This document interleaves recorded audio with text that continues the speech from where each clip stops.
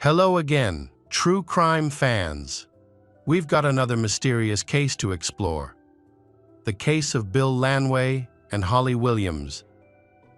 In the early morning hours of March 12, 2020, a man called the police and reported that he had seen a car roll down the embankment and hit a tree at a construction site in southwestern Tennessee, USA. The witness was concerned that there might be injured people inside. He noticed two people in the car, but could not clearly identify. He believed there was a man and a woman inside. While waiting for the police and ambulance to arrive, he moved closer to the car. The witness said that neither person showed any signs of life. However, he noticed something unusual about their position in the car. Both victims were sitting in the back seat, indicating that they were not the drivers. It appeared that they had been thrown into the car and then pushed off the road. When the ambulance and police arrived, they found a man and a woman inside the car. The circumstances surrounding the tragedy did not match a typical car accident. Meanwhile, the car accelerated as it went down the embankment and the airbag deployed when it hit a tree. Forensic experts examined the evidence found in the cabin. The marks were found to be unusual for a typical car crash, and no documents were found among the victims' belongings in the forensic lab. They quickly identified the victims as Holly Williams, 30, and her ex-boyfriend, Bill Lanway, 36. The police ran their background checks and discovered that just a week before their deaths, Bill had been arrested for assault and was facing domestic violence charges. Holly filed a lawsuit against him. Holly had been the victim of manipulation that escalated into violence and physical abuse. After Bill hit her in December, they broke up. Holly's decision to end the relationship angers Bill, who begins stalking and threatening her. Leading to several violent confrontations, Holly becomes increasingly fearful for her life. One day, after returning from work, she discovers her dog dead, although she cannot prove that Bill was responsible for the animal's death. She believes he was involved. Their relationship is extremely abusive, with Bill resorting to violence to resolve conflicts. The couple had a history of disagreements and breakups throughout their relationship. But Bill always manages to convince Holly to come back to him. He uses the usual tactics, such as promises to change, apologies, and gifts. When police interviewed people close to Bill, many described him as a difficult person with a quick temper. It was suggested that his actions were considered a potential motive for his death. He may have angered someone or provoked violence, however. This did not clarify the circumstances surrounding Holly's death. Holly was very different from Bill. She was calm and avoided conflict. Furthermore, Holly and Bill had not been in contact recently, making it unclear why they were together at the time. It was discovered that their relationship had become increasingly strained, to the point that Holly had installed multiple surveillance cameras in her home. This seemed to be related to Bill's stalking, but the police soon discovered surprising details. The police reviewed the surveillance camera footage and discovered that shortly before that tragic evening, Bill had been seen wandering around the area near his home. He appeared to be searching for something for a long time, but it was unclear what his intentions were, however. A closer look at the video revealed that Bill and Holly had been together the evening before the murder. The pair were talking calmly, suggesting that their relationship may have improved by that time. The murder weapon was not found in the car, and Bill and Holly did not have any personal belongings with them. There were no cell phones, money, or papers. All of these items were found at their home. They may have been kidnapped and murdered, so there were no belongings with them. The police quickly began to support this theory. If Bill had actually harmed Holly, he could not have inflicted the second wounds. Because each bullet was fatal on the spot, it was clear that a third person was involved in the crime. But no traces or fingerprints were found in the victims' cars. When reviewing security camera footage from Holly's home, police discovered that several strangers had entered her home while she was away. Shortly before her death, the intruders were dressed in black and had their faces covered. It was unclear what they were looking for, as nothing appeared to have been stolen. Despite Holly being wealthy and owning many valuables, the intruders spent a considerable amount of time checking the apartment and even attempted to disable one of the cameras. Police suspect that Holly may have been involved in illegal activities, such as drug dealing or organized crime. It is possible that she had been relevant with a dangerous group of people and that the intruders were looking for revenge, not theft. When Holly returned home, the intruders had left. Holly changed the locks the next morning. When knowing that someone had broken into her home, she was clearly shaken by the encounter, however. As police probed deeper into her daily activities, they uncovered information that might explain Holly's fear. After her shift at the beauty salon, she worked for a prostitution agency called Layla Love for a long time. She worked as a call girl, servicing wealthy men. The police discovered that Holly had been a prostitute since she was 18, meaning she had been doing it for half her life, although she earned a decent income. She also had enemies, stalkers, and jealous people. A big problem for Holly was that she did not hide her profession, although she did not tell everyone she met. Her friends and her boyfriend, Bill, knew about her work. From the beginning of their relationship, Holly decided to continue her career as a prostitute because she earned a substantial income. She believed that her job was purely for money and did not involve any emotional relationships with the men she dated. Holly was open about her lifestyle, however. It was clear that her work could attract the attention of dangerous people. Police investigating the case released photos of all the men seen in Holly's home. Unfortunately, the photos were of poor quality and did not provide any useful information. Police then examined Bill and Holly's cell phones at the same time. They discovered that both phones had called the same number multiple times shortly before the tragedy. However, they were unable to verify this information, as the calls were made through an internet messaging application using a fake account, making it difficult to determine the true owner of the phone number. The police had to put considerable effort into uncovering the information, which required them to contact the FBI.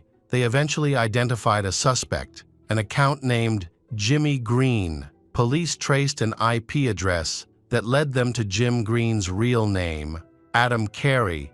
At the time of the double murder, he was a 30-year-old man living in North Carolina. He is a former Marine who received special training after leaving the military. He works in the private security industry and is essentially a mercenary. Adam was previously arrested for impersonating a police officer during a police search. They discovered a large cache of weapons, stun grenades, and explosives, indicating that he was preparing for a serious conflict despite the severity of his actions. He was sentenced to only 4 months in prison, which was a very light sentence. Adam was one of 3 men caught on surveillance cameras in Holly's apartment. Initially, the police were investigating whether he had any connection to Holly. Adam was officially in the Marine Corps and served in the Special Forces. In addition, he has significant experience protecting high-ranking officials, often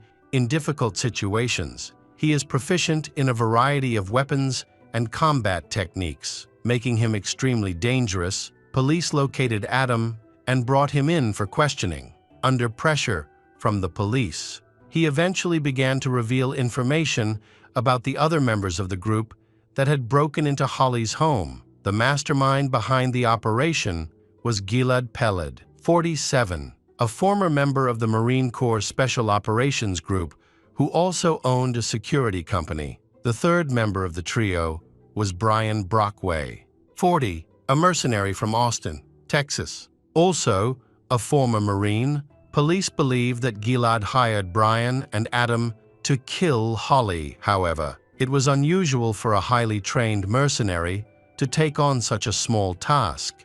despite his military background and ability to handle dangerous missions. He confessed that the original plan was much more violent, with the main goal being kidnapping, because the mercenaries were involved in the killing of civilians. Other FBI agents, including high-ranking officials, joined the investigation. It appeared that the situation might be part of a larger and more complex plot, and that the suspect was likely lying and trying to delay the investigation. Multiple communications were found during this time. The two suspects tracked their targets. After completing the mission and ensuring that Bill and Holly were dead, Adam and Brian reported the situation to Gilad, and they traveled to Austin, Texas, where Gilad was waiting for them at the security agency.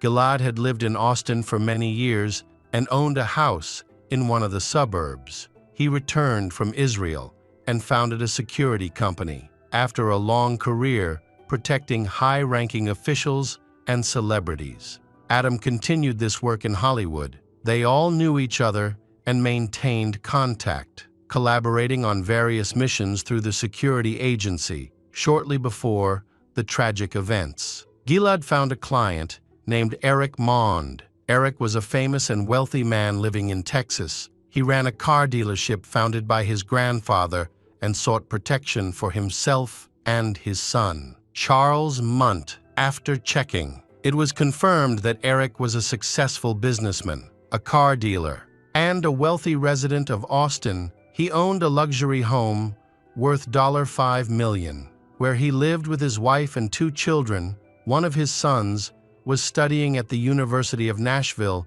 in early 2020. Eric planned to visit his son. He came with Adam and stayed at one of the most expensive hotels in the city. Later, the police discovered that Eric had invited Holly to his room. He found her online and arranged this meeting. It wasn't their first time. Eric met Holly regularly under the pretext of visiting his son, and they communicated via email. Holly then arrived as planned, and Eric and Holly spent the night together at the hotel. Eric was smitten with her. After Eric returns to Texas, he suddenly receives a threatening text message from a man demanding $25 to keep quiet. The man's threat implies that Eric's relationship with Holly will be revealed to his wife if he doesn't pay. Eric is a famous and wealthy man. He wants to keep his personal mistakes a secret to protect his family and reputation. So, Eric decides to ask Gilad for help. Eric believes that Holly is blackmailing him, and Eric wants to stop her from doing so. Gilad contacts friends at a private security company to investigate the blackmail, and they find out that Bill are involved in the case. Bill hacks into one of Holly's accounts and discovers her relationship with a wealthy man named Eric. He learns about Holly's hotel trip with Eric and becomes extremely angry out of jealousy. He plotted to harm Holly in revenge while also seeking to profit from the situation. When he discovered Eric, he attacked Holly and then attempted to blackmail her for $25 without hesitation. The criminals proposed to kill Bill and Holly. They believed that it would be safer to eliminate Holly, although the task force demanded a much higher sum for the mission than Bill the blackmailer. Eric agreed. One evening in March, Holly and Bill were seen leaving the house. They got into a car, but were ambushed. As soon as Bill started the engine, several attackers surrounded the car. The couple were then forced into the car and kidnapped by the attackers. Brian and Adam drove to a nearby construction site, where they killed Holly and Bill and abandoned the car. As the investigation unfolded, the police tapped Adam and Brian's phones, eventually leading to confessions from all of the perpetrators involved. Notably, they showed no remorse for their actions after the investigation. It was learned that Eric had paid Gilad $750. Eventually, Brian, Adam, and Gilad were all arrested. The police then asked Gilad to contact Eric. As the police hoped this might lead to a confession from Eric, Gilad then spoke to Eric and made up a story that one of his partners had discovered Eric's identity and was demanding another $25. Eric offered to get rid of the new blackmailer In the same way Gilad had recently dealt with Bill and Holly, Eric then became extremely angry and shouted into the phone. These pieces of evidence provided valuable information to the investigation. It was clear from Eric's words that the person who ordered the killing of Bill and Holly was willing to agree to kill again, just to ensure his own safety. Holly was arrested shortly after. FBI agents discovered that the plot began in February of last year. They confirmed the facts of the withdrawals and transfers. Supported by recordings of the participants' confessions, on March 5, Eric Mound made an advance payment of $15 to Gilad, who was managing the killer's account, on March 9, and within 3 days, $150 had been transferred to the account. This transfer suggested that the violent plan was about to be carried out. Agents discovered that Eric had sent a total of about $750 to the killers. Eric insisted that he never intended to participate in a murder plot. He claimed that he was a victim of blackmail and could not bear to confront his attacker. His main concern was to protect himself and his family. Eric maintained that he did not order anyone to be killed and blamed the crimes on the incompetence of his mercenaries. After a hearing, the jury sentenced Eric Mound, Adam Carey, Brian Brockway, and led to life in prison without the possibility of parole.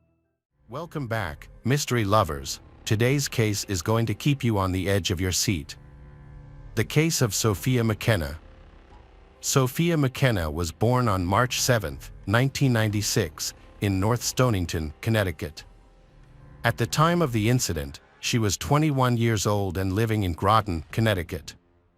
She was the daughter of Michelle from her first marriage and grew up with her brother, Justin, and her younger sister, Grace. Sophia was very caring towards her siblings, whom she loved dearly. As a child, she was happy and intelligent, showing unique qualities.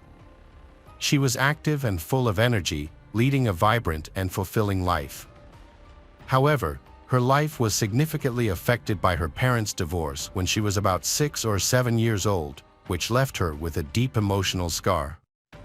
During high school, Sophia was diagnosed with bipolar disorder, which contributed to her depression. This mental illness is marked by extreme mood swings, including episodes of mania or hypomania. Sophia faced emotional lows, characterized by sadness and melancholy, alternating with high-energy periods of euphoria. These mood swings affected her behavior and ability to think clearly. She received treatment, including medication and therapy, to help manage her symptoms, but there is no cure for bipolar disorder. This condition poses challenges for both Sophia and her family. It had a significant impact on her daily life, making her behavior unpredictable and her life chaotic, leading to unstable relationships. Those around her often exhibited complex behaviors as well. In 2015, Sophia met Austin, a bright and cheerful young man who quickly won her heart. He pursued Sophia with charm and determination, and they entered into a 3-year relationship. Unfortunately, this relationship was difficult for both Sophia and her mother, Michelle.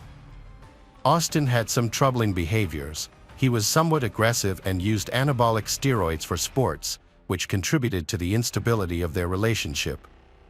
The couple frequently argued and shouted at one another, sometimes escalating to physical confrontations.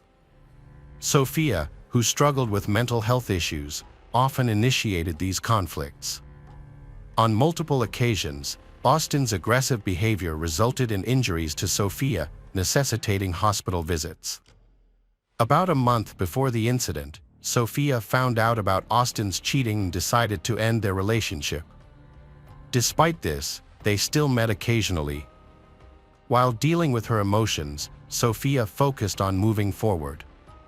She was a striking young woman and briefly worked as a model for a local jeans company, which helped her pay for her education.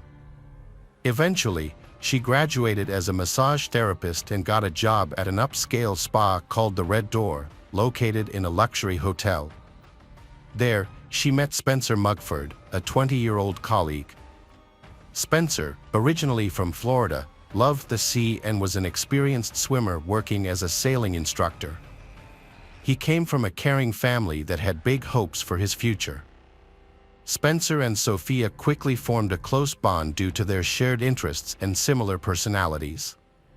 They reportedly dated for a while, but their families disapproved because the couple often found themselves in troublesome situations.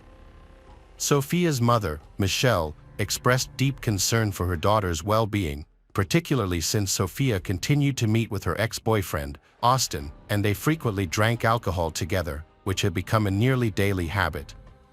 Ultimately, Sophia and Spencer decided to end their romantic relationship and remain friends. The exact reasons for this decision are unclear, but it seems that Sophia may have rekindled her relationship with Austin. Despite this, Sophia and Spencer continued to spend a lot of time together, both at work and outside of it, including on their last day together. On Saturday the 27th, Austin tried to reach her but didn't get any response. Initially, he wasn't too concerned because he knew Sophia often slept in. However, after several hours of trying to call and message her without success, he started to worry. He then reached out to Sophia's mother, Michelle, to check if Sophia had contacted her the night before. Michelle hadn't looked at her phone because her younger daughter had been using it all morning.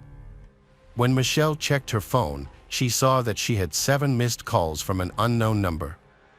She decided to call back but only reached the voicemail of Spencer, boyfriend of her daughter's. This made her suspect that the calls might have been from Sophia. Michelle then tried to reach Sophia but got no answer. Feeling anxious, she and Austin started to search for Sophia. Austin called all the local hospitals, while Michelle reported Sophia as missing to the police. They contacted Spencer's family and found out that his relatives were also concerned because he hadn't arrived at an important family gathering and had not answered their calls. They went to Spencer's apartment but found no indication that he had been there. Spencer's father was worried because he knew his son had met with Sophia the night before, especially considering the problems she was dealing with. Spencer's mother mentioned that her son had said he planned to go fishing with a friend, but she suspected he was not truthful and actually intended to meet Sophia. She last spoke to him at 10 p.m. when he said goodnight. Concerned about his absence, Spencer's family reported both his and his girlfriend's disappearance to the police around 6:30 p.m. next day. The police started searching for them at that time. Austin reached out to the sheriff to share information about Sophia and Spencer's whereabouts the night before. He explained that he knew this because he had let Sophia go there. Austin also mentioned that he found a video Sophia posted on Snapchat the night before. In the video, which was recorded on Spencer's phone, they were on a boat heading towards the lighthouse. The footage showed a young man rowing towards the lighthouse, and it looked like they were having a good time. Later, Sophia uploaded a video to her Snapchat account. In the video, she was playfully posing with a concrete barrier and a lighthouse in the background, which had a "Do Not Cross" sign. What happened just minutes after this video remains a mystery. 5 minutes after posting the video at 2:05 a.m., Spencer's mobile phone made its first call to Michelle, Sophia's mother. This was followed by 3 more calls at 2:06, 2:08, and the last call at 2:09. Michelle, who was asleep at the time, did not answer any of these calls. No voicemails or text messages were left, and 911 did not receive any calls from that number that night. The photos and videos shared by them verified their presence at the lighthouse. Consequently, the police quickly sent 20 Coast Guard units to the location. Searches were carried out by the Coast Guard, firefighters, and police using air, sea, and land methods. The police made their first significant find: Sophia's car parked on a university campus, along with her cell phone inside it. Simultaneously, on that same night, the Coast Guard found a T-shirt that Spencer had worn in the video. The police theorized that Spencer may have used it to tie the boat to the shore. The search went on through the night and into the next day. Soon after, a storm hit and state authorities decided to suspend the search for them until new clues or signs of their possible location emerged. This decision left their families and friends devastated, but they didn't give up. They continued searching on their own, putting up pictures and sharing information about Spencer and Sophia's disappearance all over the city. They urged the public to report any information they might have. However, despite many people being in the area when the young people went missing, no witnesses came forward. The families' searches continued for several days, but all questions remained unanswered. What happened? Why did Sophia repeatedly call her mother? Why didn't she leave a voicemail or call the police? There were many speculations and assumptions. Could they have consumed something illicit? Indeed, Sophia and Spencer had broken the law by stealing a boat from the campus and heading to the lighthouse without permission. It's likely Sophia feared they could be held accountable and thus chose not to contact the police.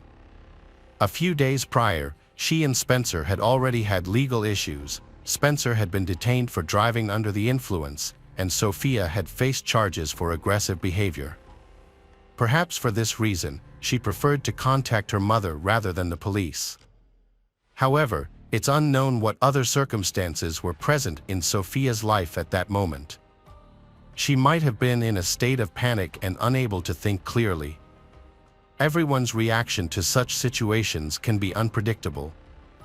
On May 26, 2018, detectives worked to piece together the day's events. It started as a typical sunny and warm day, with the weekend ahead promising fun as the city prepared for Memorial Day celebrations. Sophia had the day off, while Spencer was scheduled to work from 7 a.m. to 7 p.m. Once he finished his shift, the couple planned to meet and join in the festivities. They looked forward to spending the rest of the day together, including a visit to the famous lighthouse known for its paranormal happenings, which they were excited to explore. What happened after Spencer's shift is unclear. We don't know where he went, if he met anyone, or whether he had been drinking. However, we do know that Sophia parked her car at the University of Connecticut campus around 2 a.m. She left her cell phone in the car, possibly because she forgot it or it was out of charge. They then took an illegal sailboat that had no motor, weighed 14 pounds, and was only equipped with oars. They pushed the boat into the water and headed towards the lighthouse, navigating along the rocky shores. This was a dangerous situation because the boat didn't have any safety equipment. They probably felt confident taking this risk due to Spencer's swimming and boating skills, which he had had since childhood. The investigators were only able to collect limited information about the events of that night. On Monday evening, while searching from a helicopter, the police spotted a white and blue sailboat stuck on the rocks, covered in dust. This boat was found 12 kilometers west of the lighthouse. Police reports suggest this could be the same boat that went missing from the campus and might have been used by Spencer and Sophia, but this remains unconfirmed. Fingerprints were discovered on the boat, but they were never analyzed, and the results were not made public to confirm whether they matched those of the young couple. Additionally, there was confusion about the type of boat involved. It was first described as a kayak, but later reports indicated it was a white sailboat with red markings. On June 8, 2018, fishermen on a commercial vessel near the Long Island Strait spotted something unusual in the water. Upon closer inspection, they realized it was a man's body. They promptly reported their find to the Coast Guard. When police arrived, they retrieved the body of a young man from the shore. They observed unexplained bruises and abrasions on the body, which was later identified as Spencer Mugford. He had been reported missing a few days earlier, along with his girlfriend, Sophia McKenna. To investigate the cause of Spencer's death, his body was sent for examination. The autopsy results confirmed that drowning was the cause of death, with no evidence of violence and all injuries linked to water. However, the specific details of the autopsy were not made public. During the same weekend that Spencer and his girlfriend went missing, 2 other men also disappeared in the area, and their bodies were later discovered, also having drowned. Initially, the police viewed these incidents as tragic accidents caused by unfortunate circumstances, and they did not explore any other theories at that time. Unfortunately, Spencer's girlfriend, Sophia McKenna, was never found. After several days of searching, fishermen discovered Spencer's body, leading his family to publish an obituary in the local media. In contrast, Sophia's family also wrote an obituary but remained hopeful for her return and continued to actively search for her. They frequently tried to recall the events leading up to her disappearance, trying to reconstruct what the young people did that evening and whether they interacted with anyone that night. Unfortunately, no new information surfaced. It remained unclear whether there were any calls made from Spencer's phone besides those to Michelle, as his mobile device was never found, and the police did not provide cell phone records. Moreover, the cameras at both the lighthouse and the campus were reportedly malfunctioning, resulting in no video footage from that night. It was also revealed that authorities had not checked the lighthouse, which should have been done immediately after the couple went missing. In July 2018, Sophia McKenna's family created a Facebook page named Searching for Sophia McKenna to keep awareness of her case alive. The page was used to share updates, brochures, and requests for information from the public. A few weeks after Sophia went missing, a concerning incident occurred. Michelle received a message from Sophia's social media account asking for money. Since Sophia's phone was with the police, this message raised suspicions of possible hacking. The investigations into Spencer's death and Sophia's disappearance reached a standstill, with police providing no definitive answers. Meanwhile, various unofficial theories about the case circulated. One theory suggested that Austin, Sophia's ex-boyfriend, may have been involved in their disappearance, with some speculating that he could have harmed Sophia and received help from his friends in disposing of Spencer's body. Sophia and Austin had a rocky relationship characterized by frequent fights and physical confrontations, which became a topic of public gossip. Michelle, Sophia's mother, saw many of their arguments firsthand.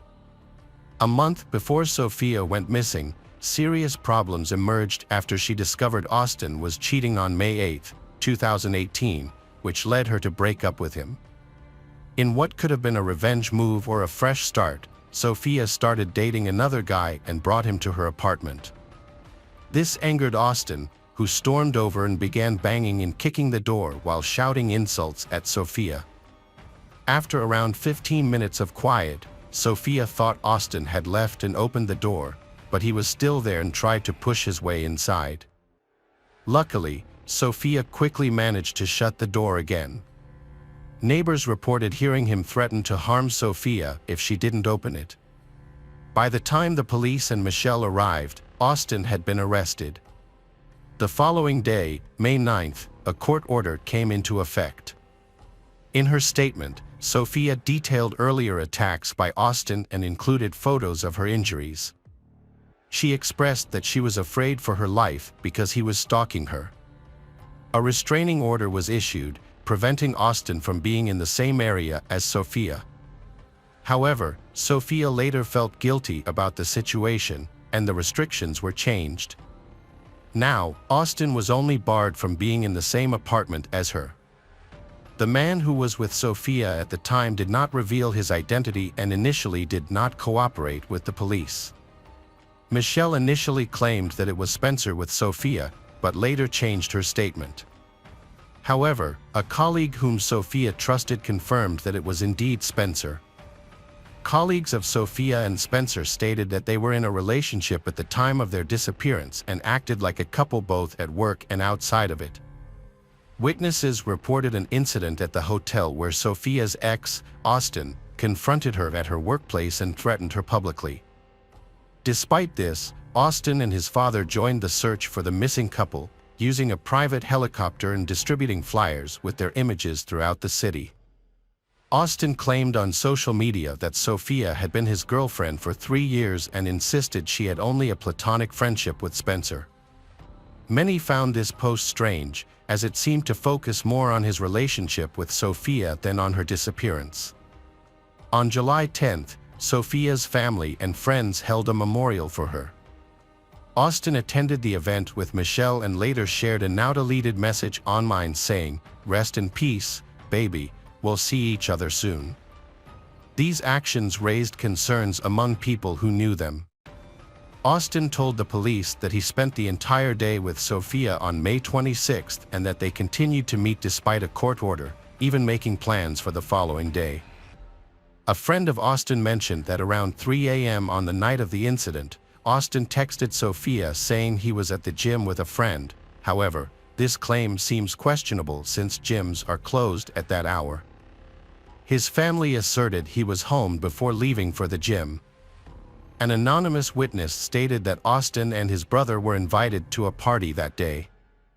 Although Austin initially planned to attend, he later texted that he was tired and would not go. This situation raises concerns about Austin's location when Sophia and Spencer went missing, and there are no clear answers regarding his whereabouts. Austin's friends describe him as moody, which may be intensified by steroid use. There were rumors about Austin, his brother, and a friend having ties to the local police. Furthermore, a woman related to Austin was reportedly married to the police chief who was looking into Sophia's case and had faced complaints of police violence. However, the trustworthiness of these claims, made by a friend of Austin with a criminal history, is questionable. The day after these rumors circulated, a YouTube channel focused on disappearances in Long Island uploaded a video about Sophia. After that, Austin deleted all of their photos together from his social media, leading to confusion, especially since Sophia's fate was still unknown. One theory suggests that Austin had started dating someone new and wanted to avoid complications. However, it seemed odd that he removed all photos of Sophia. Additionally, shortly after Sophia went missing, Austin became noticeably less involved in the search efforts. When he met with investigators, he seemed calm and collected, showing no visible signs of distress over the loss of someone important. However, this alone is not enough to make any accusations against Austin, as people have different ways of responding to stress. One theory proposes that Sophia was murdered to stop her from testifying against Austin in a domestic violence case.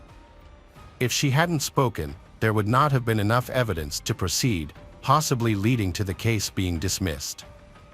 This scenario occurred in the summer of 2018 when the charges against Austin were dropped. It's crucial to mention that Austin is not formally considered a suspect. This theory is speculative, and the investigation is ongoing. Another theory suggests that Sophia and Spencer might have encountered dangerous people at the lighthouse. It was a busy holiday, but witnesses either failed to remember them or deemed the information unimportant, resulting in no reports made to the police. Sophia's mother suspected that her daughter could have been kidnapped or trafficked, but there is no evidence or ransom requests to back this up. The police also looked into the possibility of an accident caused by poor judgment. The young couple took an unprepared boat without life jackets into strong currents. After reaching the lighthouse, they secured the boat with Spencer's T-shirt and took some photos, only to discover that the boat had drifted away. Spencer, relying on his swimming skills, may have underestimated the cold temperature of the water. The darkness could have distorted his perception of distance, making the boat seem closer than it actually was. Exhausted from his workday and the swim to the lighthouse, Spencer might have drowned. Sophia realized she couldn't see or hear Spencer, so she attempted to call her mother for help. In her desperation, she might have jumped in to save Spencer and ended up drowning herself. Although Sophia was not a strong swimmer, alcohol could have influenced her to make a poor decision. Alternatively, she may have been walking along the narrow ledge of the lighthouse, trying to find Spencer, when she stumbled and fell while holding her phone. If that happened, she could have been swept away by the current and drowned. These possibilities are still considered, but other theories exist as well. None are formally recognized, and there are no suspects or culprits identified. Most of this information circulates on social media. Sophia's family and friends are still searching for her, determined to find out what happened and where she might be. In 2019, an independent detective discovered several bones near the shore and quickly reported them to the police. However, when investigators arrived, they concluded that the bones were from animals. The remains were never collected, and due to high costs, no forensic tests were performed to check if they were human. There are many troubling aspects of this case that deserve a deeper investigation.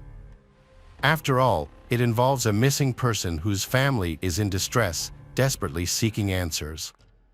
Sophia deserves ongoing search efforts. While other bodies of missing individuals have been found in these waters, Sophia's has not. There have been no new developments in her case, and the mystery of what occurred that night at the lighthouse remains unresolved. Hi everyone, thanks for returning. Let's unravel another perplexing mystery. The case of Jock Waller. June 1, 2011 marked a turning point in the life of the Jock Waller family. That day, Jock called her sister Cheryl to say that she was going to pick up her children from her ex-husband Clay Waller and would be home later. However, Jock never returned and did not call back. After trying to contact her sister without success, Cheryl became increasingly worried. To address her concerns, she drove to the police station around 7 p.m. At the station, Cheryl announced that Clay Waller had killed younger sister. It was a shocking statement for all the police, as Jock had only called Cheryl a few hours earlier and there was no reason to be alarmed and assumed that she was in trouble. But it turned out that Cheryl's hunch was correct, and her sister Jock was indeed caught up in a macabre story. So what happened to Jock, and what made Cheryl really believe that Clay Waller had killed her sister even before Jock was reported missing? Jock was a sweet, kind, and caring girl when she met Clay, and they hit it off. Clay had a stutter that caused some people to make fun of him, which made him feel self-conscious. Jock, however, was different. She never made fun of him and always protected him, making sure he didn't get hurt. That was her nature. She protected the vulnerable, fought against injustice, and helped people. As their love blossomed, Jock and Clay became closer and eventually married when they were in their 30s. They bought a small house in Sanguine View, Missouri, and Jock was building a family there. Jock had a successful career, unlike her husband, whose life was constantly failing and couldn't stay in one place for long. As a result, Jock was the sole provider for the family. She had always dreamed of having children, and when she found out she was pregnant, she was overjoyed. She was even more delighted to learn that she would be having triplets. The couple welcomed 2 daughters, Avery and Addison, and a son named Maddox. Caring for 3 newborns at once was a huge challenge for Jock, but she did not complain. Instead, she took on the responsibility alone, as her husband seemed indifferent to the children. Clay took a job at the sheriff's office to support the family while his wife took care of the children, but he did not stay long. He was fired after a year, and during that time, only Jock's parents and sister helped her with the children so she could rest. After Clay lost her job, Jock began working to support the family. Despite having a child, Clay did not change his habits and showed little interest in his family or his job. Occasionally, he took on a part-time job, but it did not bring in the income they needed. He seemed content to live off Jock, who worked 40 hours a week while still caring for the children. Jock's career took off, leading her to a management position at an insurance company.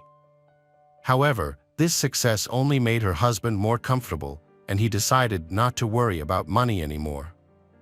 Instead of appreciating his wife, Clay abused her in every way possible. He insulted her, called her worthless, and told her that no one wanted her. He had affairs with other women. Jacques' parents and sister were extremely outraged by her husband's behavior and convinced her to divorce him. However, at that time, Jacques was not ready for such an extreme choice and tried to keep her family together. Every day, any hope of saving her marriage went up in smoke before her eyes. A few years later, the couple began to have problems. They were in financial trouble because her husband was not working and Jacques' salary was not enough to support their growing family. The mortgage debts kept mounting and they were in danger of losing their home. Jacques decided to move in with her sister, while her husband stayed with a friend. By this time, the children were a little older and Jacques made the difficult but necessary decision for herself to get a divorce because she felt that she and the children deserved a better life. She talked to her husband about it and at first, Clay took the news calmly. However, he later changed his mind and refused to divorce. Clay began to threaten Jacques. At first, the threats were indirect and vague, but eventually, he directly threatened her life, claiming that divorcing him would be a death sentence for her and the children. This scared Jacques, but she did not give up on her decision. She could not continue living this way and sought to distance herself from her husband. Jacques confided in her family about Clay's behavior and kept a diary of his disturbing actions. She also noted that her husband had been following her. At the time, Jacques and the children were staying with her sister. The children, who were only 5 years old, did not understand the situation, but Jacques explained that it was necessary. Eventually, things began to return to normal and the divorce proceedings were almost complete. Clay seemed to have accepted the divorce and stopped bothering Jacques. The two began to move forward and began to build a new relationship.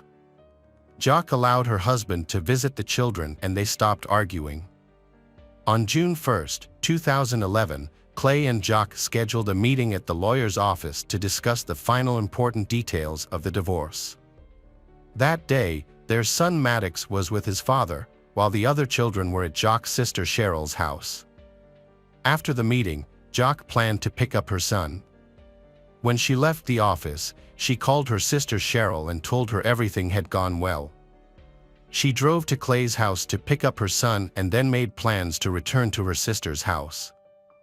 That was their last conversation. Jacques, 39, never heard from her again.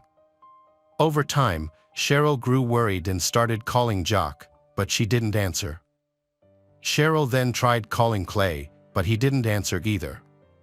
Cheryl suspected that Clay might have done something to Jacques, so she texted him, "If I don't hear from Jacques in 5 minutes, I'm calling the police." Clay immediately called her back, asking what was wrong. Cheryl replied that he knew exactly what she meant. But Clay insisted that he did not know where Jacques was and promised to tell her to call Cheryl back when he saw her. Doubting him, Cheryl took younger sister children to her parents' house and filed a police report herself. The police were wary of Cheryl's claim that Clay was involved in her sister's disappearance, but did not send her home to wait for 24 hours to pass. Instead, they quickly decided to contact Clay to find out if there was any clue as to Jacques' whereabouts.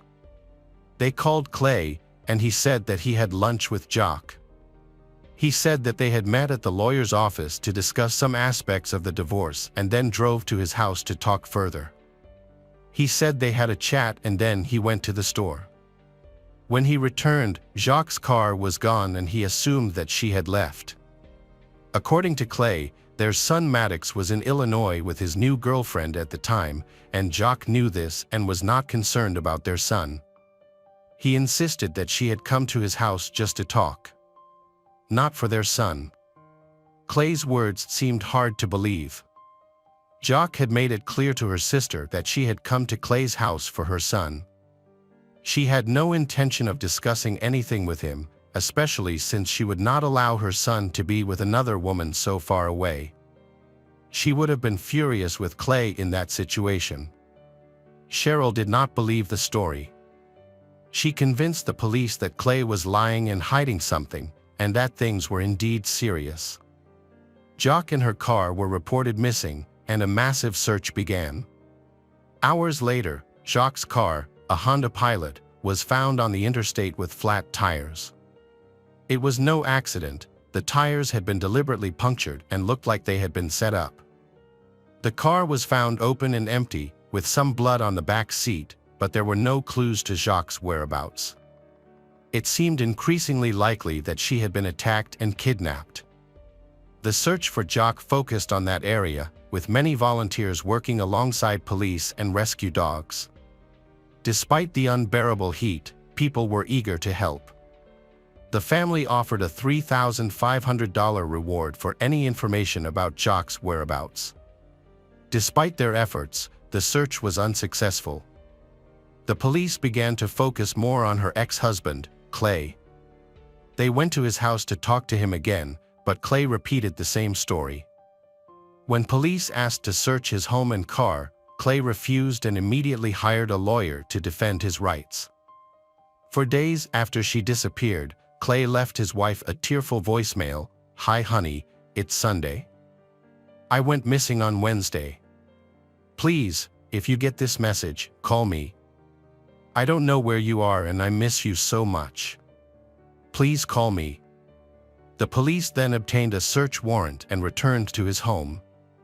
While examining the car, they discovered stains that looked like blood. The forensic team collected samples and sent them for testing, which showed that they were fish blood. It turned out that Clay had intentionally covered the car with fish blood to throw the forensic experts off. When the house was inspected, it was noticed that the floor had no carpet. A section of the floor had been cut out, leaving a noticeable mark. Small drops of blood were found on the basement hallway wall. There were signs that furniture had been moved. Something unusual was going on in the house. The forensic team checked under the floor and discovered a bloody carpet. Blood and carpet samples were sent to the lab for analysis. The police tracked Jacques' last movements. At 1:10 a.m., she was seen at a pharmacy with her ex-husband. They appeared to be normal. 2 hours later, Jacques was caught on camera. ATM security recorded the withdrawal. Jacques did not appear on the surveillance camera afterward, while Clay did. Hours later, Clay, his son, and his new girlfriend went to a toy store. They then went to a car wash in his pickup truck, which had a suspicious trash can inside. Clay changed clothes and washed the car and boat. Suspicion grew around Clay, and he became the prime suspect. Police released photos of Clay's pickup truck and boat, asking any witnesses who saw them to come forward. A young couple reported seeing Clay near Devil's Island on the Mississippi River, which was later confirmed by Clay's cell phone records. This prompted police to conduct a search of the area, but despite their efforts, nothing was found. At that time, forensic testing revealed that drops of blood found in Clay's home matched those of the missing woman, Jacques. Based on this evidence, the police suspected that Jacques was likely dead. The police brought Clay in for questioning and attempted to get him to confess to the murder. However, he refused to admit to any wrongdoing, instead claiming that it was old blood from a domestic violence incident in the kitchen. Without a body, the police could not arrest a suspect and charge him. They released Clay but continued to monitor and investigate him. Clay, who had worked as a deputy sheriff, knew full well that the police were watching him, and he played a cat-and-mouse game with them. He would go to deserted vacant lots to disrupt the investigation while the entire neighborhood was involved in the search for Jacques, the missing mother of 3 children. Clay continued to harass the search party and Jacques' family. He drove by, insulting them and yelling that they were wasting their time, claiming that they wouldn't find anything. His defiant behavior raised more and more suspicions. Meanwhile, Jacques' sister, Cheryl, sought custody of the triplets, fearing for their safety as Clay was their father.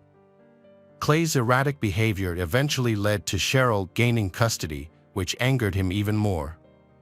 He began threatening Cheryl with violence, even posting about it on social media. Cheryl recorded these threats and reported them to the police.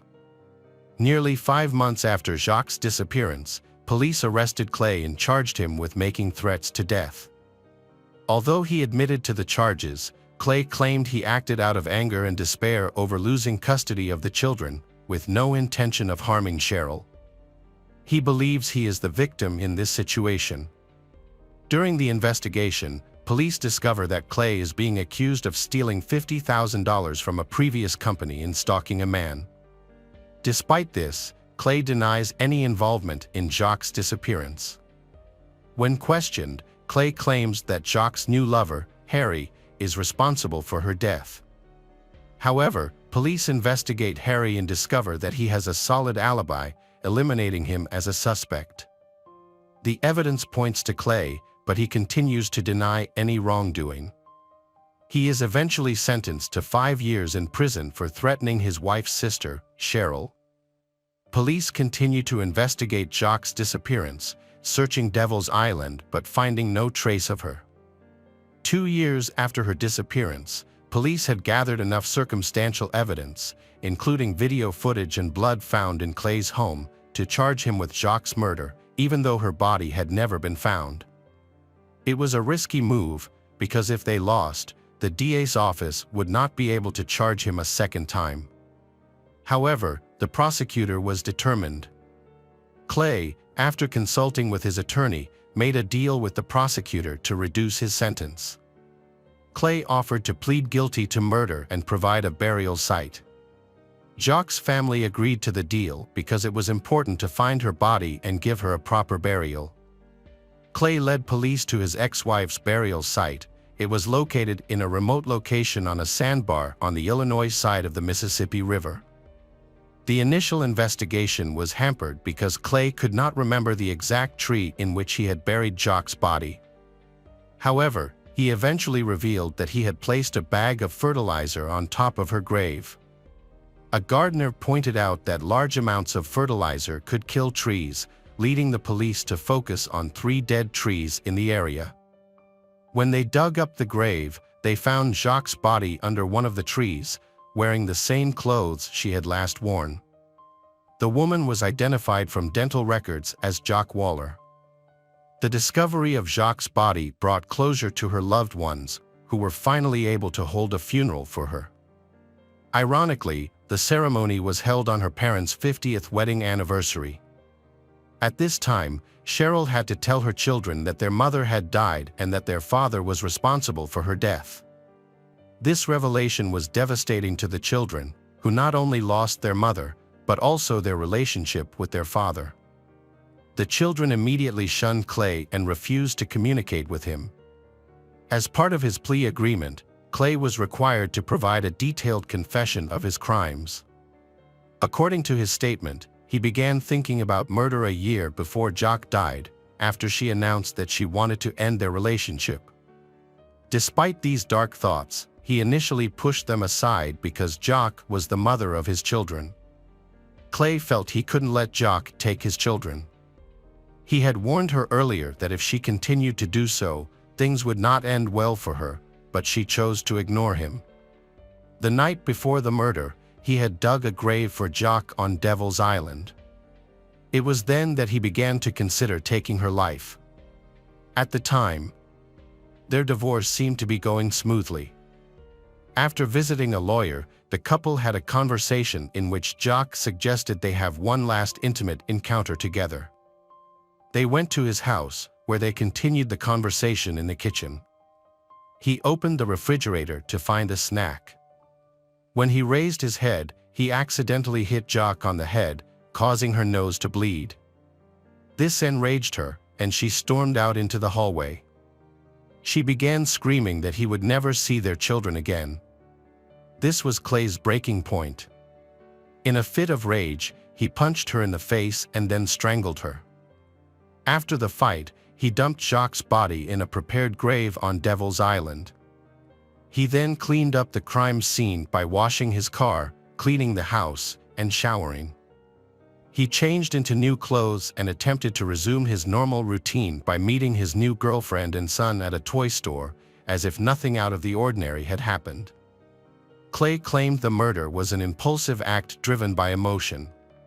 contradicting his earlier statement about digging the grave the day before. This inconsistency raised suspicions of premeditated murder. The medical examiner's report showed that the victim had suffered multiple skull fractures, consistent with blunt force trauma rather than a simple fight. Clay's initial story was not believed. Clay seemed content with his 20-year sentence for second-degree murder, showing no remorse for killing his ex-wife Jock. However, the prosecution had a surprising twist. The hole he dug to bury Jock was in another state, Illinois, and the murder took place in Missouri. These features fall under federal laws against domestic violence across states, and he violated them. This allowed him to add 35 years to his sentence.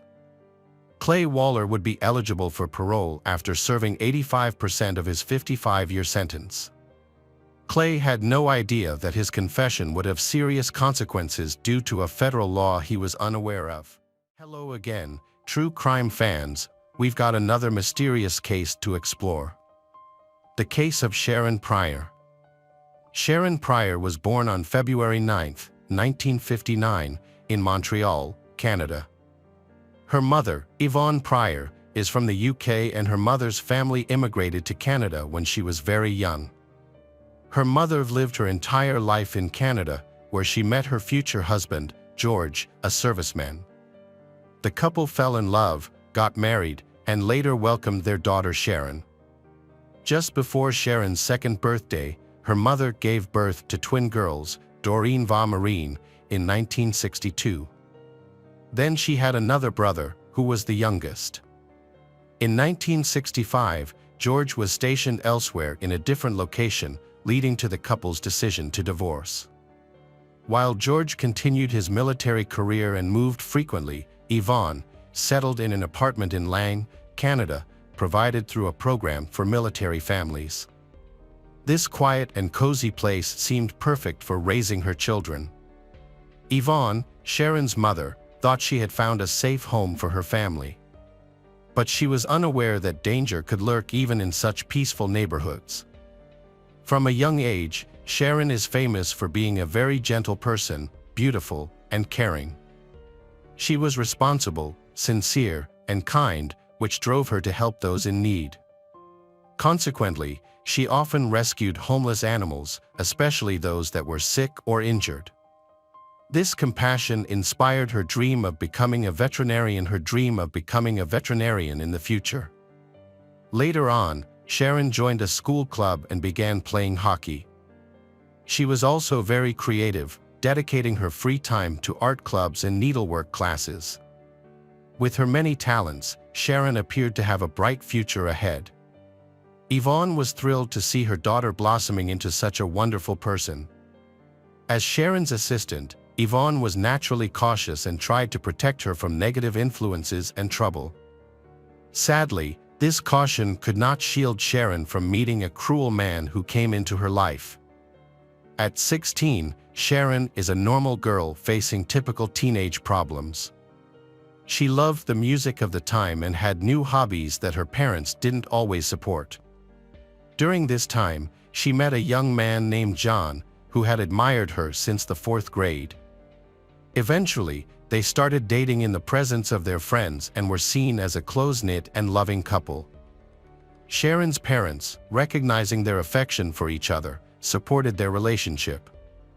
According to Sharon's mother, they had a harmonious relationship with no conflicts, and Sharon was surrounded by good people. Unfortunately, they were unable to shield her from trouble. On March 29, 1975, everything was going on as usual. Sharon woke up and had breakfast. Her mother was out running errands, having gone to the store the day before Easter to buy food and gifts for her children. When her mother returned home with the shopping, Sharon, the eldest daughter, helped her unpack. This day was meant to be special for the family. Additionally, her mother's boyfriend and his son, Stephen, along with some friends, were planning to visit. Sharon spent most of the day painting Easter eggs and preparing for the holiday. Stephen arrived early and played with her younger brother. Afterward, Sharon got ready to go with Stephen to a sports and crafts association, where they were members. Sharon will go there to get a coat called Garl. This named after the brother of the organization's founder, who died of leukemia. This jacket represented membership in the association, but it wasn't given to everyone. The children had to earn it, for instance, by selling lottery tickets. Sharon was determined to get jacket and had successfully sold enough tickets. Excited, she went to the association to receive her personalized jacket. However, she was disappointed to find that they did not have her size available. As a result, Sharon had to return home empty-handed with Stephen, planning to come back for her jacket another day. Despite her disappointment, Sharon maintained the festive spirit.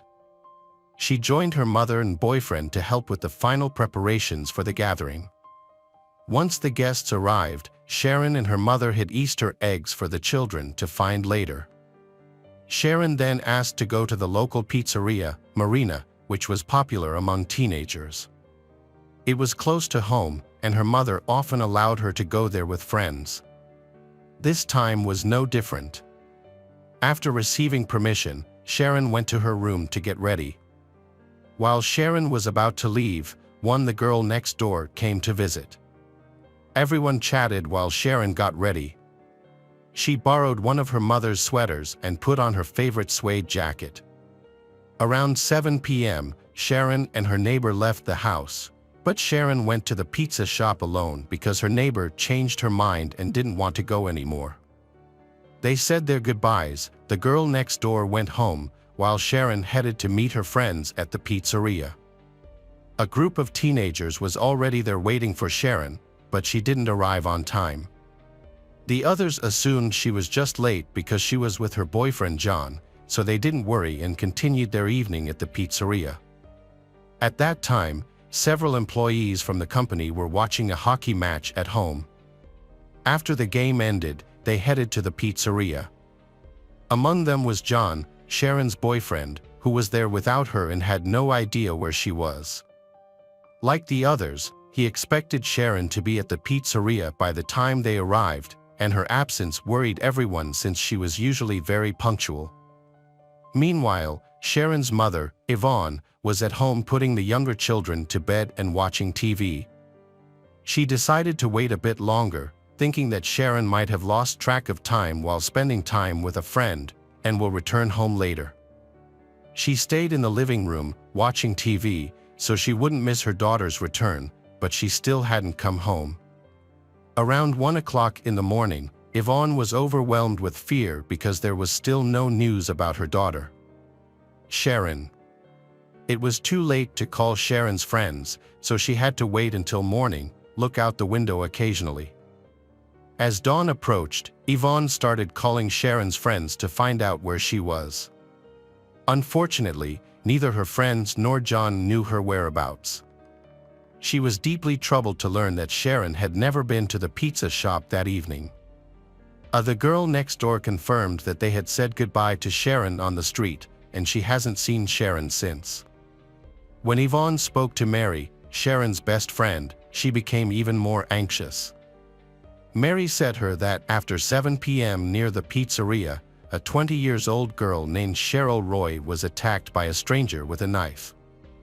Fortunately, other passers-by heard Cheryl's screams, which scared the attacker away. Witnesses reported that the man fled in the direction Sharon would have taken to the pizzeria. They described him as tall, dark-haired, blue-eyed, and mustached. He spoke calmly and wore a ski jacket, blue jeans, and pointed-toe shoes. After hearing this, Yvonne panicked, realizing that the time and location of the attack matched with the route Sharon usually takes. She came to report to the police, but they have yet to come to any conclusions. The police were in no rush to charge anyone in the attack. Instead, they decided to immediately launch a search. Hundreds of people learned about the incident and came out to help search for Sharon, a 16-year-old schoolgirl. They received her photo and description to make the search easier. Her mother, Yvonne, appeared on television to inform everyone about her daughter's disappearance and urged anyone with useful information to contact the police. Unfortunately, despite their efforts, there were no new leads. Days went by without any updates on Sharon's whereabouts, but her mother continued to hope for her daughter's safe return. However, the police had already searched the area, and the chances of finding Sharon alive were dwindling. Sharon had no reason to run away from home. She had a good relationship with her parents and was dating a nice guy at school. Their relationship is built on love and understanding, and he didn't seem like someone who would harm her. Sharon also stayed away from troublemakers, so when she disappeared, the police had no leads or suspects. Attempts to locate a man with a knife seen nearby were unsuccessful. The investigation has not made any new progress in a long time, and Sharon's mother was devastated, but she still hoped for her daughter's safe return. On April 1st, around 6 a.m., Sharon's mother, Yvonne, noticed something unusual through the window. A familiar young man was leaving Sharon's house, crossing the street to retrieve a newspaper left on her doorstep. Sensing something was off, she called out to him, trying to understand why he was up so early and taking newspapers from house to house. He didn't respond and instead quickened his pace to leave. She rushed outside and caught up with him. He tried to keep the newspaper, but she managed to grab it from him. He shouted for her not to look, but she did anyway. On the main page, she was confronted with a heartbreaking photo of a girl's body found in the snow. This incident occurred in the suburbs, just a few minutes' drive from their home. She was not only shocked by the news but also because the police did not inform her, which they should have done. She learned about it later than many neighbors who had seen the latest news in the paper. She convinced herself that it wasn't Sharon but rather another girl who resembled her daughter. After gathering her thoughts, Yvonne called the police to dispute the newspaper's frightening headline. The detectives informed her that they had not yet confirmed if the body belonged to Sharon, which intensified her fear. Feeling overwhelmed, she asked for Sharon's father, George, to come to the area for her since she was in shock.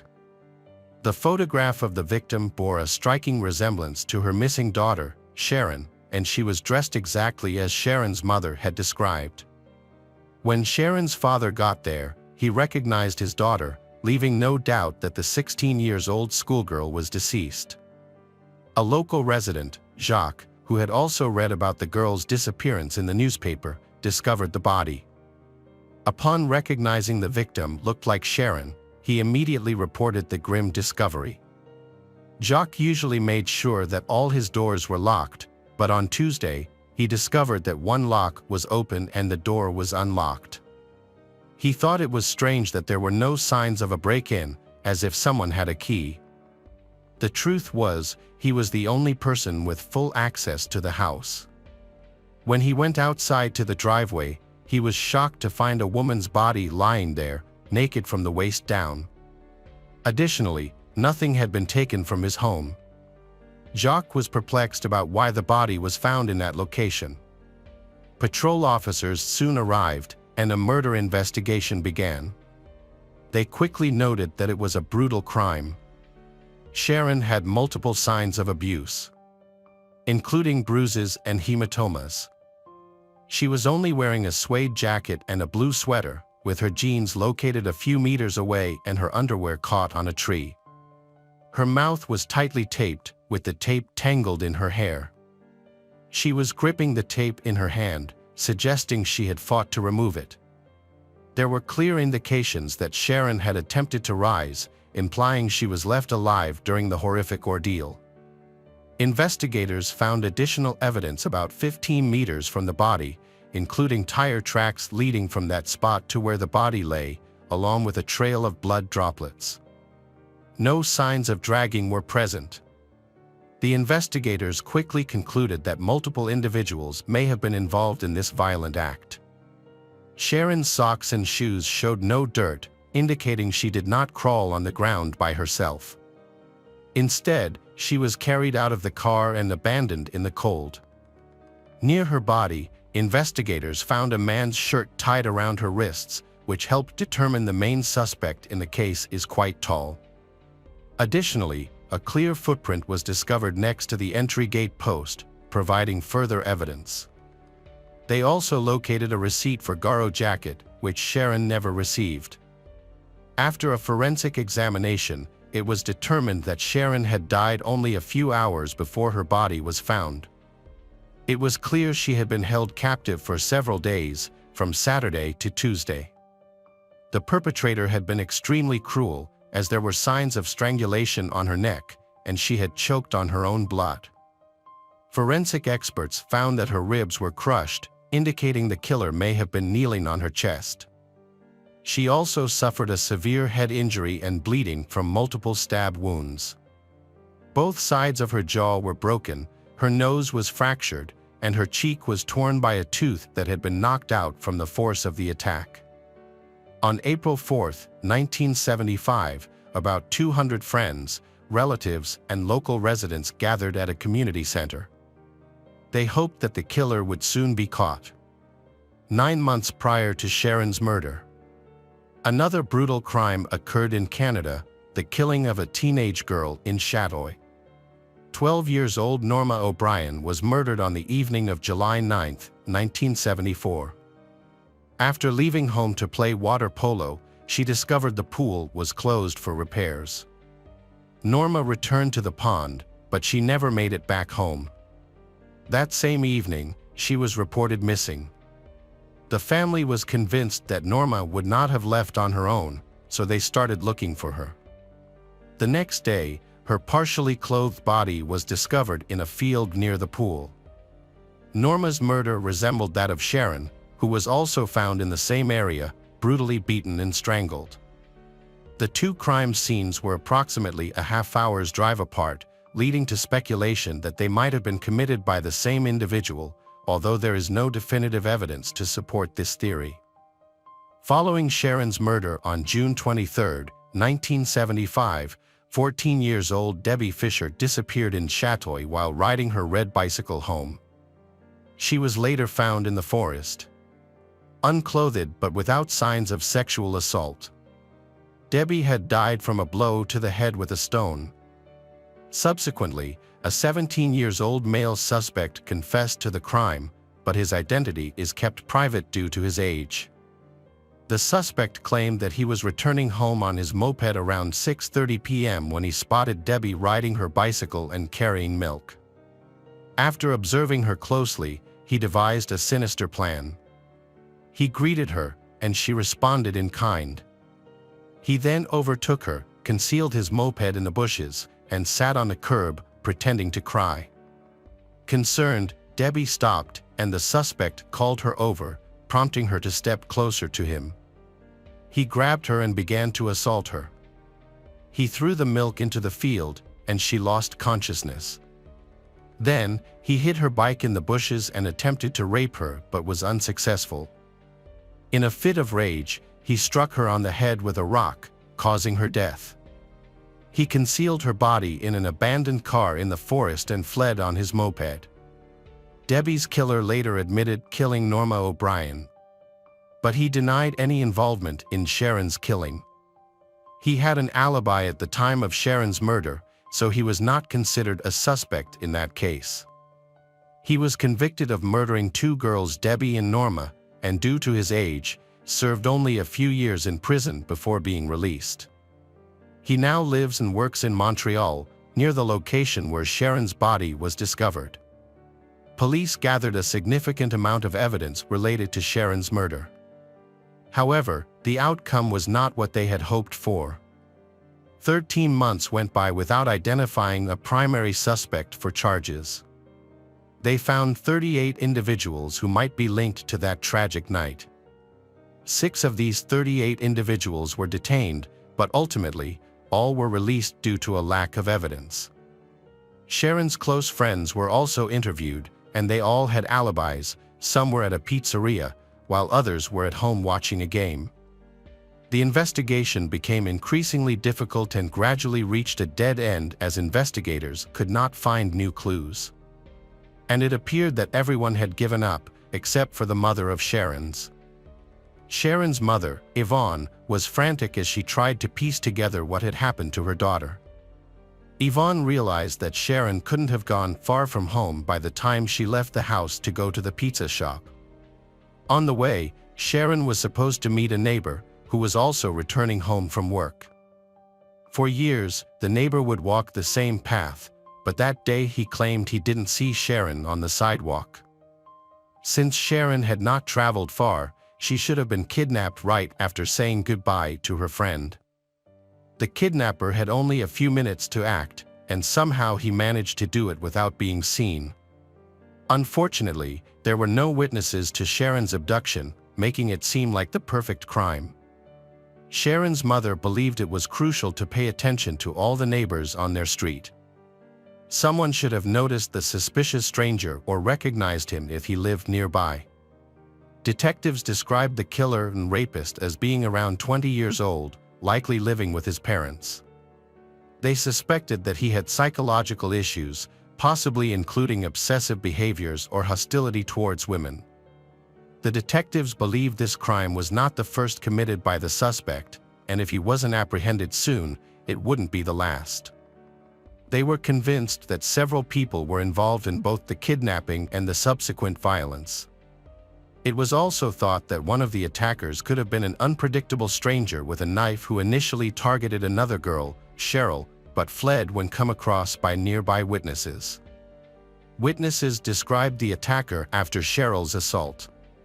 Despite thorough searches, he could not be found. It was statistically unlikely for two rapists and kidnappers to be active at the same time in one of the city's safest neighborhoods, prompting detectives concluded that the same person was responsible for the attack on Cheryl and the murder of Sharon. The attacker's behavior suggested he knew the area well, allowing him to navigate without leaving evidence or raising suspicion among residents.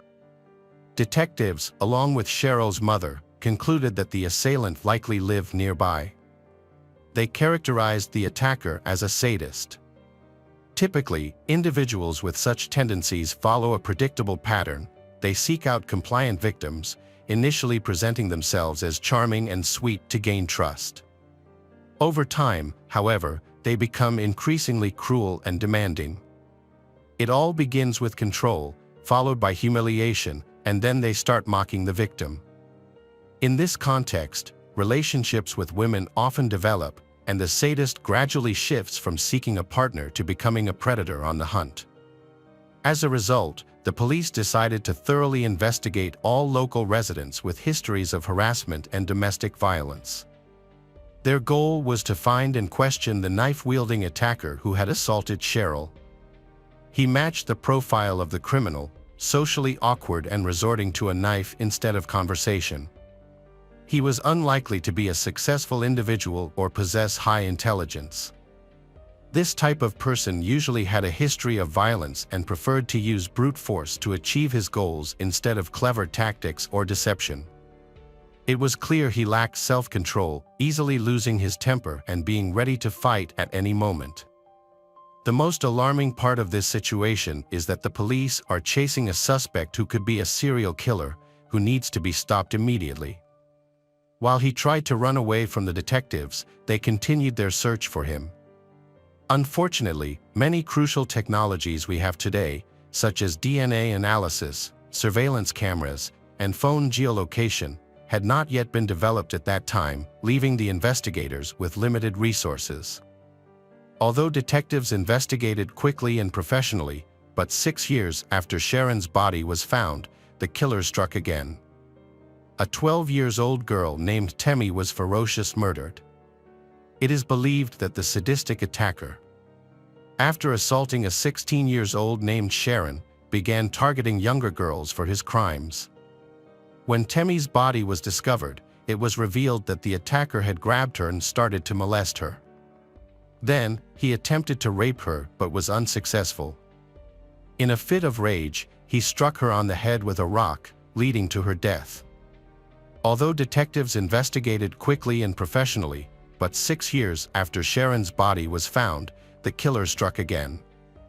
The second victim was a 12-year-old schoolgirl named Temi Leakey. She was ferociously murdered. It is believed that after attacking 16-year-old Sharon, the perpetrator chose to target younger girls for his crimes. When Temi's body was found, the same police officers who had been investigating Sharon's murder took on this case. They quickly noticed the similarities between the two murders, which further supported the theory of a serial killer. On March 20, 1981, Temi was visiting her grandmother when she disappeared just a few blocks from her grandmother's house. Later, Temi's mother found her glasses on the sidewalk. When she returned home, the woman immediately reported her daughter missing to the police. They identified a witness who saw a man in a beige raincoat get out of a small red car and force a screaming girl into it. That same evening, Temi was found barely alive on the street. A man came to the police station to report a serious matter. He saw Temi was naked and covered with clothes. Doctors worked hard to save her, but unfortunately, she died. The examination revealed that she had been strangled. Although she was not raped, there were traces of male fluid found on her clothes. The attacker had been careless, leaving behind enough evidence that connected this case to other brutal murders. Despite the detectives' efforts, the investigation hit a dead end. Meanwhile, in nearby areas of Canada, there were reports of similar assaults on girls and young women. In 1971, 17-year-old Lisa Blaze was found dead just a few meters from her home in Montreal. She had left a bar early in the morning, suffered a blow to the head, and was raped. This case has not yet been resolved. Because there are so many open cases, the police have difficulty determining whether these cases are related or not. In 2000, Sharon's mother reached out to the police, requesting a re-evaluation of her daughter's case using modern techniques. At that time, advancements in technology, especially in DNA analysis, had made it possible to investigate cases more effectively. However, a week later, she was disappointed to learn that most of the evidence from the year Sharon was murdered had disappeared. The few surviving items from 1995 included Sharon's clothing and belongings possibly linked to a suspect. Forensic scientists tested a shirt belonging to a man but found that the DNA did not match Sharon. Although no matches were identified in the database, the DNA sample was preserved for future comparisons with any suspects that might emerge later on. In June 2004, the police received a tip about a garage where Sharon might have been held by her killer. When detectives investigated, they found no new evidence. They collected 3 DNA samples from the site, but none matched Sharon's DNA or the materials found on her clothing.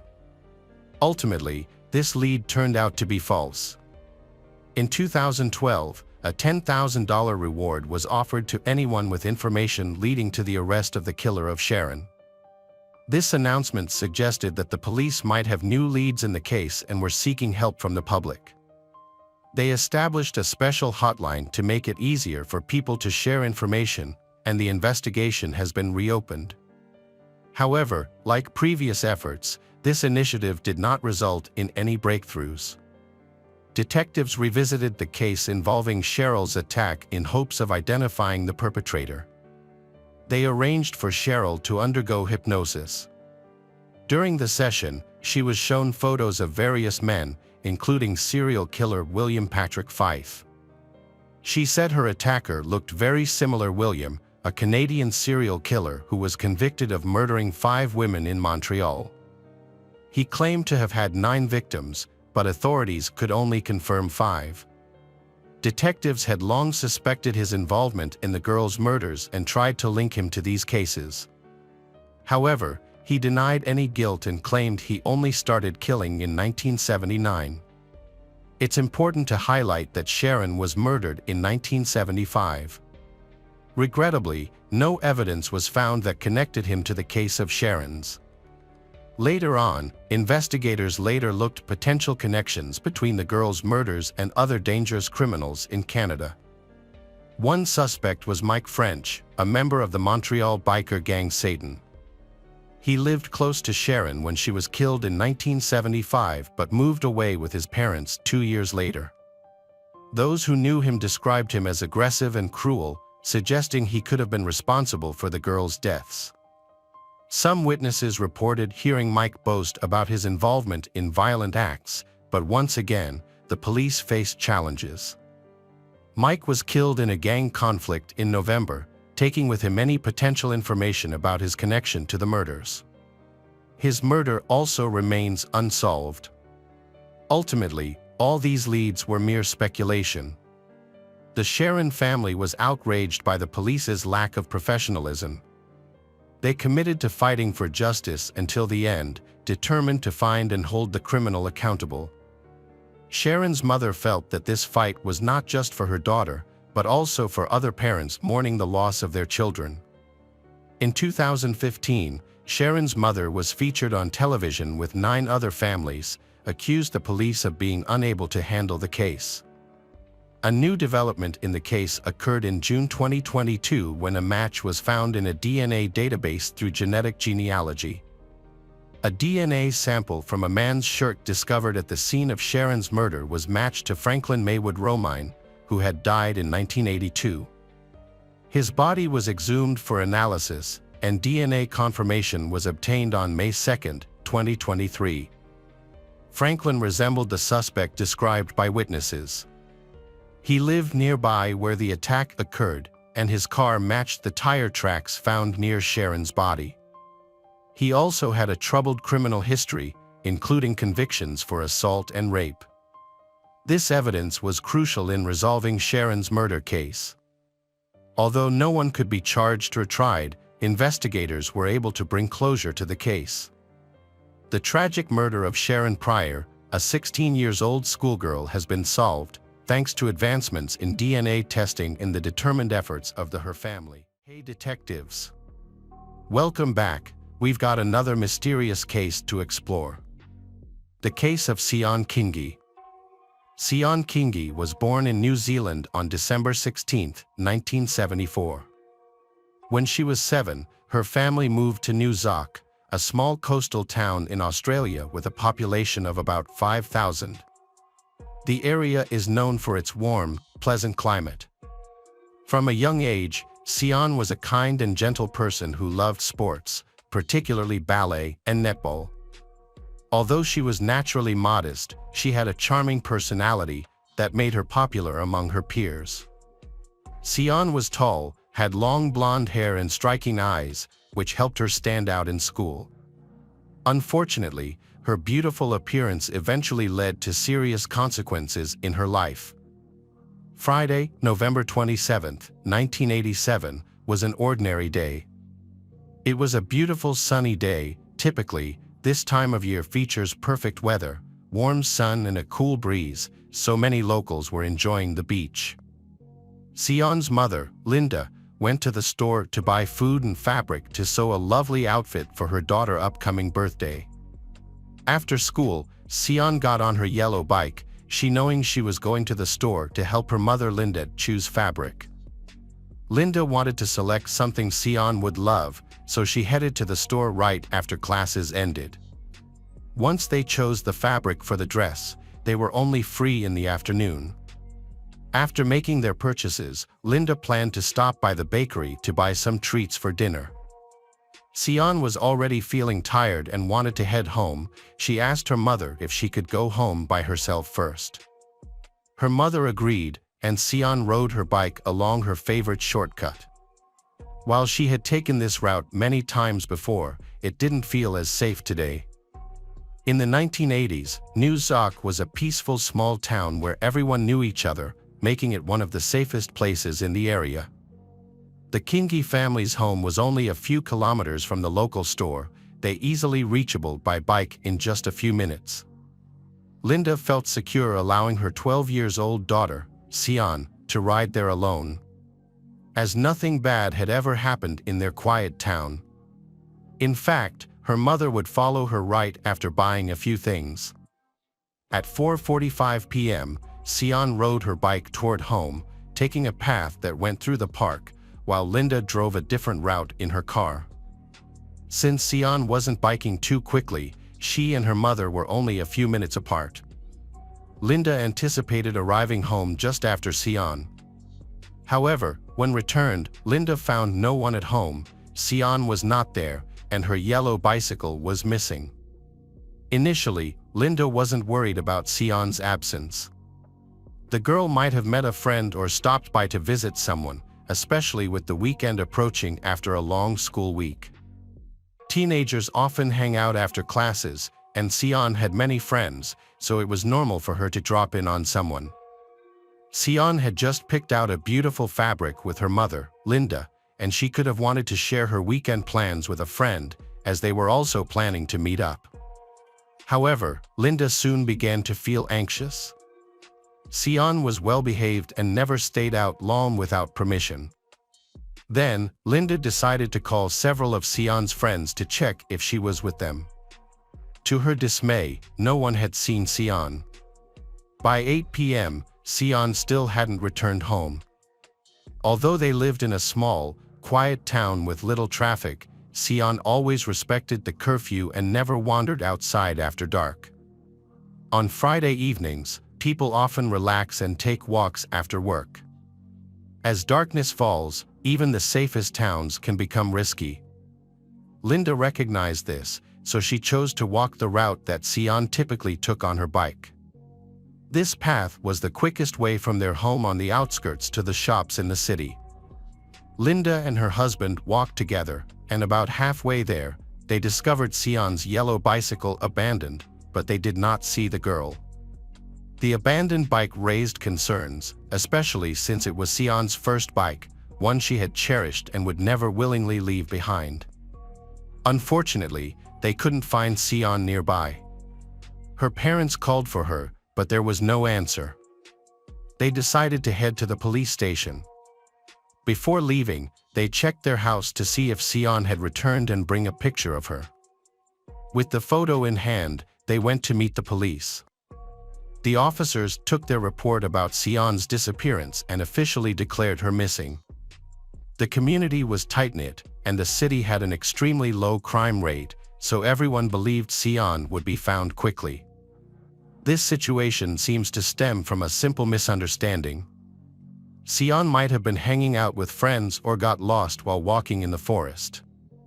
However, one officer recalled that there had been a kidnapping in the area shortly before this incident. To address the situation, the police reached out to local media, as they did not have access to social networks or the internet at the time. The following morning, a report about Sion's disappearance was broadcasted, in hopes of finding witnesses who might have seen her the night before. Several people came to the police station with information, but they all insisted they hadn't noticed anything suspicious. These witnesses had seen Linda and Sion while they were picking out fabric for a dress, but none of them saw Sion on their way home, and no one was on the path at that time. The witnesses provided varying details and tried to highlight any unusual occurrences, such as strange cars or odd behavior from local residents. However, they saw that was watching Linda and Sion. A witness reported seeing a dirty white station wagon on the evening of the incident. When police were notified, they discovered the car contained a dark-haired man and a heavy-set woman. They seemed to be aimlessly driving around, possibly searching for someone. It's conceivable that Sion might have come into contact with them. Witnesses noticed this suspicious couple shortly before Sion went missing. The police working on the case noted there were approximately 170,000 station wagons in the area, with about 10,000 of them being white. As a result, the search area has been much wider. Investigators needed to examine all the cars in the region and pursue additional leads. Many police officers and hundreds of volunteers joined the search. Friends, family, neighbors, and members of the community came together to assist in the search for Sion. Ground and air search teams were organized, and photographs of the location where Sion went missing were taken and shared with the media. This method is often used to help potential witnesses recall details about what happened that day. No one was able to provide useful information to the police at first. However, by Sunday, several new witnesses came forward and aided the investigation. The first witness was sunbathing by a stream in the forest when she was attacked by an unknown man. He harassed her and attempted to drag her into his car, which was identified as a white Kingwood station wagon. A second witness saw the incident and assisted the girl in fending off her attacker. Afterward, this witness followed the suspicious vehicle when the driver tried to flee the scene, but he eventually lost sight of them. He managed to give a detailed description of the car and provided the police with its license plate number, 429. The detectives decided to check the phone number associated with the car with that plate number. They found that this number was registered in the area. It belonged to a woman named Valmay Beck. The detectives quickly located her address and visited her home. A man answered the door and confirmed he knew Valmay. He explained that he was not her relative, but her stepson. He also added that her husband was Barry, and they had been married for a year. The description of Barry's closely matched the composite sketch created from the witness's account of the attack near the stream. The suspect's name was Barry Watts. However, the police lacked sufficient evidence to arrest him or accuse him of kidnapping Sion. Despite this, both Barry and Valmay were viewed as potential suspects in the case. Unfortunately, the man didn't know Barry and Valmay's whereabouts. They frequently moved and rented different places, which seemed suspicious. 3 days after Sion disappeared, another witness came forward with information. This witness also reported seeing a white Holden Kingwood near the creek and described the driver as athletic, mentioning a plump woman who was acting suspiciously. After conducting a background check on Barry and Valmay, the police discovered that both had recently been released from prison in Perth, Western Australia, right before Sion went missing. Both Barry and Valmay had extensive criminal records. Just weeks prior, they relocated to Queensland from Perth, pausing their criminal activities after serving their parole. They arrived in a sedan but quickly switched to a white station wagon, which had been linked to several suspicious incidents. The police recognized that they were dealing with dangerous individuals with a long history of armed robberies, break-ins, and forgery related to obtaining fraudulent documents. This was just a portion of Barry and Valmay's criminal history. This news was alarming for the Sion family. If their daughter, Sion, became involved with these individuals, her chances of being found alive and safe were slim. At the time, Barry was 33 years old, and Valmay was 43. Valmay had 6 children from previous relationships. Both police and Sion's family viewed Barry and Valmay as particularly dangerous criminal wanted. The authorities urgently needed to locate them to investigate their connection to Sion's disappearance. 6 days after Sion went missing, a man named Tim visited the police station to report bad news. He reported that the night before, as he was heading to work, he noticed a terrible, foul smell that initially made him think an animal had died nearby.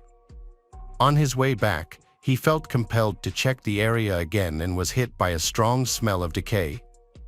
At the side of the road near the stream, he discovered the body of a teenage girl. She was wearing a school uniform and had blonde hair. The police quickly arrived at the location provided by Tim and discovered the mutilated body of a schoolgirl. It was evident that she had been sexually assaulted. The autopsy revealed that she had been strangled, and her body had 12 stab wounds, 3 near her heart and 2 cuts on her throat. Additionally, her spine was broken, and her arms were so badly damaged they were nearly severed from her body. The level of violence indicated that her death was extremely painful. The police suspected that this victim was the missing girl, Sion. She was wearing the same clothes as described by Sion's mother. In the laboratory, a forensic expert confirmed that the victim was 12 years old Sion Kingi. 5 days after this gruesome discovery, family Sion's and friends came together to say their final goodbyes at her funeral. During the ceremony, a classmate read a passage from Peter Pan, suggesting that the girl would always be remembered. Flowers were placed along the route where the young girl had been found. Following media coverage of the incident, a nurse named Nicole Close contacted the police. She reported having seen some suspicious individuals in the area, they driving a white station wagon.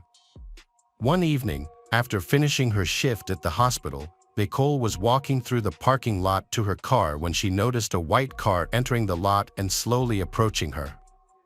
Sensing something was off, she quickly ran to her car, jumped inside, and locked the door. The station wagon did not back away but parked next to her passenger door. A man then got out and approached her window, asking for help with directions. Although he seemed calm and friendly, but she felt uneasy and wanted to end the conversation quickly. She noticed a suspicious-looking woman in the station wagon and thought she saw ropes in the back, which heightened her anxiety. The man continued to speak politely and stepping closer. Despite Nicole explaining the directions multiple times, he kept asking the same question and moved closer to her. Just as he was only a few steps away, Nicole spotted another man walking through the parking lot.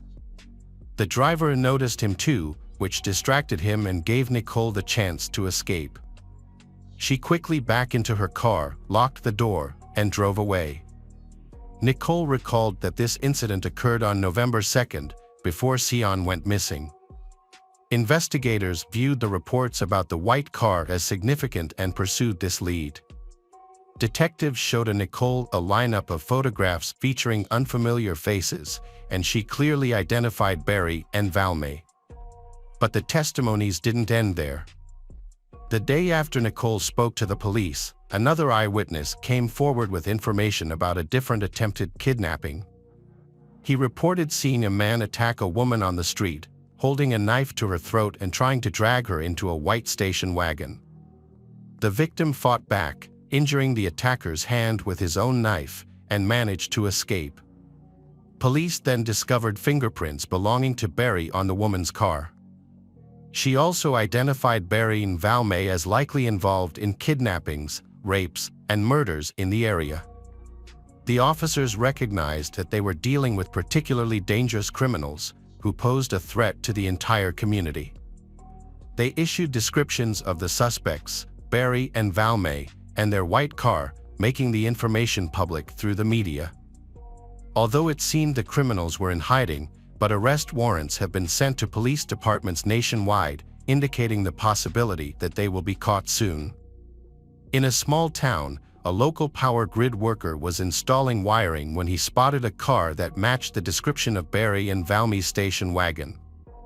He remembered it because of a media alert he had seen a few days earlier. After coming down from his work, he was convinced that this was the car the police were looking for. He quickly went to the police station to mark the location on a map where he had seen the vehicle. When the patrol officers arrived, Barry and Valmay had already fled. Although the police tried to chase them, they lost track of Barry and Valmay once again. Later, the department received a tip about a money transfer made by Barry and Valmay as they were leaving New South Wales. The station wagon was tracked to a motel parking lot, and fortunately, it was still there when the police arrived. The hotel staff allowed the officers to access Barry and Valmay's room. Understanding that they were dealing with potentially armed and dangerous criminals, the officers prepared their weapons. To their surprise, Barry and Valmay did not put up a fight and were arrested in the motel room. The police discovered wigs, hair dye, and a hair clipper, suggesting that they was attempting to change their appearance to evade capture. The suspects, Barry and Valmay, were interrogated for about 12 hours, during which they remained completely silent. Barry did not cooperate at all. He informed the police that he had conspired with his wife, Valmay, to ensure she maintained the same story and did not reveal any important information. In contrast, Valmay quickly gave in. She thought that by doing so, she could reduce her sentence. What she revealed to the authorities was chilling. On November 27th, Valmay claimed that she and Barry were driving around the city in search of a new victim. Barry had an obsession with violence against women, particularly targeting those who were much younger than him. His wife, Valmay, being 10 years older, did not fit his preferences. To fulfill his disturbing desires, Barry started to rape and murder girls who fit his idea of youth and beauty. Valmay claimed she went along with his actions because she was afraid of losing him. On the morning of Sion's disappearance, they spent several hours driving around, believing that finding a girl would be easy. However, most of the girls were with others, making it difficult to kidnap someone discreetly. Barry attempted to approach a number of girls himself, but they managed to evade him. Eventually, he realized that he was not as trustworthy as his wife, so he decided to use Valmay as bait to attract the girls. They parked near a local park and got out of the car. While walking along the trail, they noticed a girl on a yellow bicycle.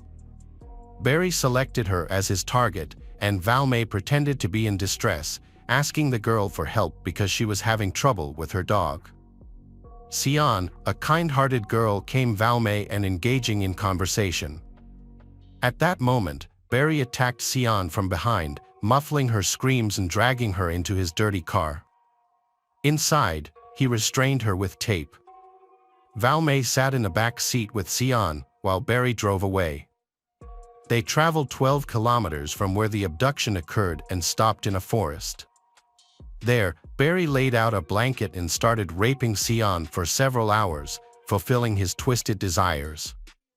Valmay later reported that Sion showed incredible courage throughout the process of being raped by Barry, she enduring the abuse without crying. She complied with Barry's demands, hoping her obedience would somehow spare her life and that they might let her go. However, from the start, Barry never planned to let her live. His intent was to satisfy his twisted fantasies. Barry started to strangle the Sion and stabbed her with a knife, causing fatal injuries. Throughout this horrific scene, Valmay watched without intervening. She later reported that the belt used for strangling Sion, along with the knife and other items, were discarded nearby in a stream. The police went to the specified location, and Valmay provided them with details about the crime scene. They were able to recover evidence, including light-colored hair that seemed to belong to Sion. Valmay's confession took up 28 pages, describing the terrible ordeal the young victim Sion endured before her death. Although Barry remained unyielding during the interrogation, he became enraged upon learning of his wife's confession, Valmay. To ensure Barry was convicted, investigators attempted to extract a confession from him. However, they were unable to do so. As a result, they decided to use a complex strategy. They planned to place an undercover agent in the temporary detention cell where Barry was held. This spy will spend time with Barry as a fellow prisoner, aiming to establish a friendly relationship with him, which will hopefully lead to receiving a confession from him. A special spy was chosen for this dangerous mission because he was able to withstand the psychological pressure that the mission would cause. He was supposed to listen to Barry confess about the brutal treatment of Sion. But ultimately, this mission did not result in a confession. Meanwhile, Barry remained agitated and was desperately trying to escape punishment. During one meeting with his wife, Valmay, he subtly suggested that she should end her life before the trial to avoid testifying against him. He implied that if she chose not to, she would face serious consequences according to state law. Barry communicated with his wife very cautiously, carefully choosing his words to prevent the authorities from using their phone conversations against him. Fortunately, Valmay did not listen to Barry, which ultimately saved her life. When Barry and Valmay arrived at court, around 200 people were present, ready to confront the brutal murderers. During the trial, Valmay testified against her husband, Barry, portraying him as a true monster. She tried to defend herself by claiming she was coerced into the horrific acts. However, there was strong evidence suggesting she participated willingly. On October 20th, 1988, the jury began deliberating on the verdict. After 3 hours, the jurors found the defendants Barry and Valmay guilty. Valmay Beck received a sentence of 10 years for kidnapping and life in prison for murder. However, due to her cooperation with the prosecution, she was granted the possibility of temporary release. The jury spent 6 hours discussing Barry's sentence.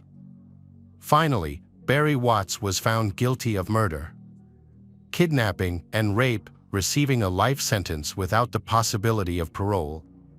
His case was officially archived, meaning he would not be eligible for release. However, the story of Barry and Valmay didn't end in prison. Barry started bragging about his crimes and told a cellmate that he had committed a similar offense. He mentioned the murder of 31-year-old teacher, Helen Marie Fenney, who went missing on October 29th of that year. Investigators later discovered that Valmay was also involved in this incident. Valmay admitted to witnessing her husband murder the teacher Helen, after which they placed her body in the trunk of their car and disposed of it in a landfill near Brisbane. Barry remained silent during police questioning, refusing to provide any information about the second victim, Helen. He seemed to hope to challenge the verdict in Sion's case in the future. However, in 2007, he confessed to murdering Sion and detailing the crime. Valmay endured assaults while in her cell, suffering regular beatings, including a severe head injury from a tin can. To ensure her safety, she was transferred to a more secure correctional facility. During her time there, she converted to Christianity and started to make positive changes in her life. Valmay applied for parole 3 times but was denied each time. In 2007, she divorced her husband, Barry. She also struggled with serious health issues, such as obesity and diabetes. In 2008, her health declined significantly, leading doctors to place her in an induced coma immediately after heart surgery. The police hoped that while she was on her deathbed, she would confess to additional crimes that she and Barry was suspected of, including numerous kidnappings, rapes, and murders in the area. Sadly, she passed away at the age of 64 without regaining consciousness, taking with her all the secrets of their horrific crimes.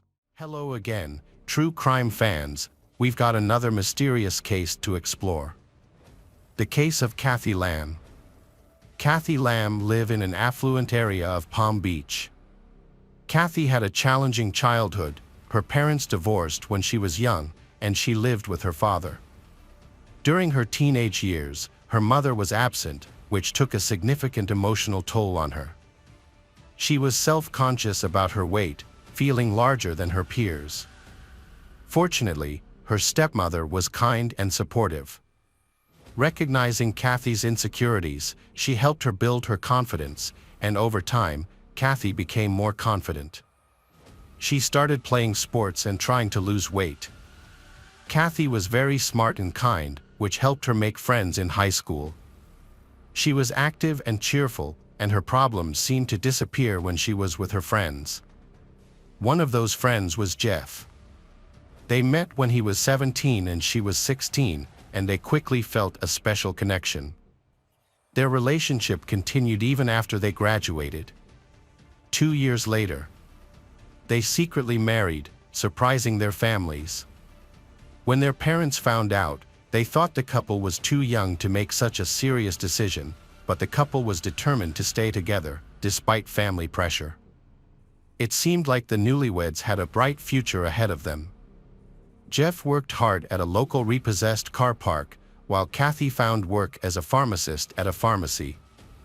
She had the necessary education and wanted to advance in the field. Over the years, Jeff remained a tow truck driver, while Kathy became a top pharmacist. A year later, she was offered a job as a district planner for distributing drugs to pharmacies, an opportunity she eagerly accepted. They achieved their dream of owning a home and enjoyed 12 happy years there until a devastating tragedy occurred. On June 15, 2004, Jeff returned home from work at around 7 p.m. he intended to invite his wife to dinner. However, as soon as he entered, he was horrified to see blood all over the hallway, running down the walls. The gruesome evidence of blood splatter and brain matter terrified him. As he called 911, he struggled to speak and held back tears. Initially, the operator mistook his cries for those of a woman, but Jeff eventually plucked up the courage to describe his home, which now looked like the set of a horror movie. At the end of the corridor, there was a significant amount of blood on one wall, as if it had been splattered. Facing this wall, about 1.5 meters away, similar splatters were visible on the opposite wall, and they extended down the stairs leading to the second floor. On the upper level, in the midst of the gruesome scene, lay 30-year-old Kathy, who was unresponsive. The operator attempted to guide Jeff over the phone to provide first aid, but Kathy's injuries were so severe that there was nothing that could be done. When the police arrived, they were taken aback by the horrific sight. It was one of the most brutal crime scenes they had ever encountered. Kathy's body showed multiple severe head injuries from heavy objects. Her skull and face were so badly damaged that they appeared completely disfigured. Although the murder weapon was not found at the scene, a thorough laboratory analysis determined that it was likely a long, heavy object with a hexagonal shape or similar features. Jeff mentioned that he had tried to call his wife several times after 5 p.m. but received no answer, which he found unusual. Concerned, he rushed home to meet her. It turned out that not only Kathy was injured, the couple had 3 large dogs in the house, Jeff's dog and his wife's 2 dogs. Tragically, both of his wife's pets were discovered badly beaten and lying on the floor next to their deceased owner. They had suffered severe head injuries and were barely alive. Unfortunately, the injuries were so extensive that the veterinarians had to euthanize the dogs to relieve their suffering. In a shocking turn of events, Jeff's dog was found locked in his owner's bedroom. Paws from all 3 dogs were found at the scene, along with blood that police believe did not come from the animals. They suspect the blood may have come from a struggle with the killer. The blood has been sent for analysis to determine its source and whether it can help the investigation, and they await the results. Police are uncertain whether the blood on the dogs came from Kathy or whether they fought with the attacker to protect her, resulting in their fatal injuries. Police found the dogs unharmed after the woman had been killed and the fight had begun. The amount of blood on the animals suggests that they had seriously injured the attacker, possibly lacerating an arm or leg. This means that the attacker would have bled profusely, possibly from an open wound, and that he would have sought medical attention at a hospital. The attacker's intentions remain unclear. He may have acted recklessly or out of a deep hatred for his victim, ignoring the large dogs that lived with the family. After examining the crime scene, the police still lacked any concrete leads. They had to wait for the autopsy results to gather more information. In the meantime, they checked all the local hospitals for the injured attacker.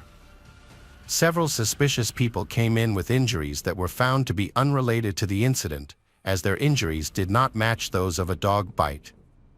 The police began talking to local residents in the hope that someone had seen suspicious activity at Kathy's home or had noticed the criminal fleeing, possibly injured. Unfortunately, no one observed anything unusual. They were also trying to find a motive. Robbery seemed unlikely given the many valuables in the family's home. Only the gold earrings with diamonds that the Kathy was wearing during the attack were missing, while everything else remained untouched. Even the money, which was clearly visible, was not taken. It seems unlikely that a robber would ignore such an opportunity. There were no indications of a break-in, the furniture was undisturbed, drawers were not opened, and belongings were not scattered about, as thieves typically do when they search for valuables. This led the police to explore alternative motives and various theories. The forensic expert determined that the murder occurred between 4:30 p.m. and 5 p.m. Jeff, the first suspect who found the scene, had a strong alibi. At that time, He was on the job and was seen by numerous coworkers. Additionally, he showed no signs of injuries that would typically result from a struggle with the dogs.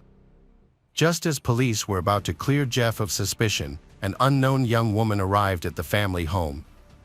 Joy Steele came to the house and introduced herself as Jeff's fiancée, which surprised the police, especially since Jeff had been crying earlier. The police found this an interesting case, as a man who had just lost his wife was being comforted by his mistress, with whom he had been in a serious relationship for a long time. This revelation made the case seem even more suspicious. 7 years into their relationship, Kathy discovered Jeff's infidelity. Despite this, they remained together and did not divorce. Kathy forgave him and even encouraged him to end the affair, leading to their reconciliation and continued life together just before the tragic incident. Police are considering whether a love triangle may have been a motive for the crime. Jeff had a strong motive for killing his troubled wife. That doesn't necessarily mean Jeff killed Kathy himself. He may have convinced someone else to do it. The police discovered a third dog locked in one of the rooms, which was unharmed. This was peculiar, especially given the serious injuries of the other 2 dogs belonging to the Kathy.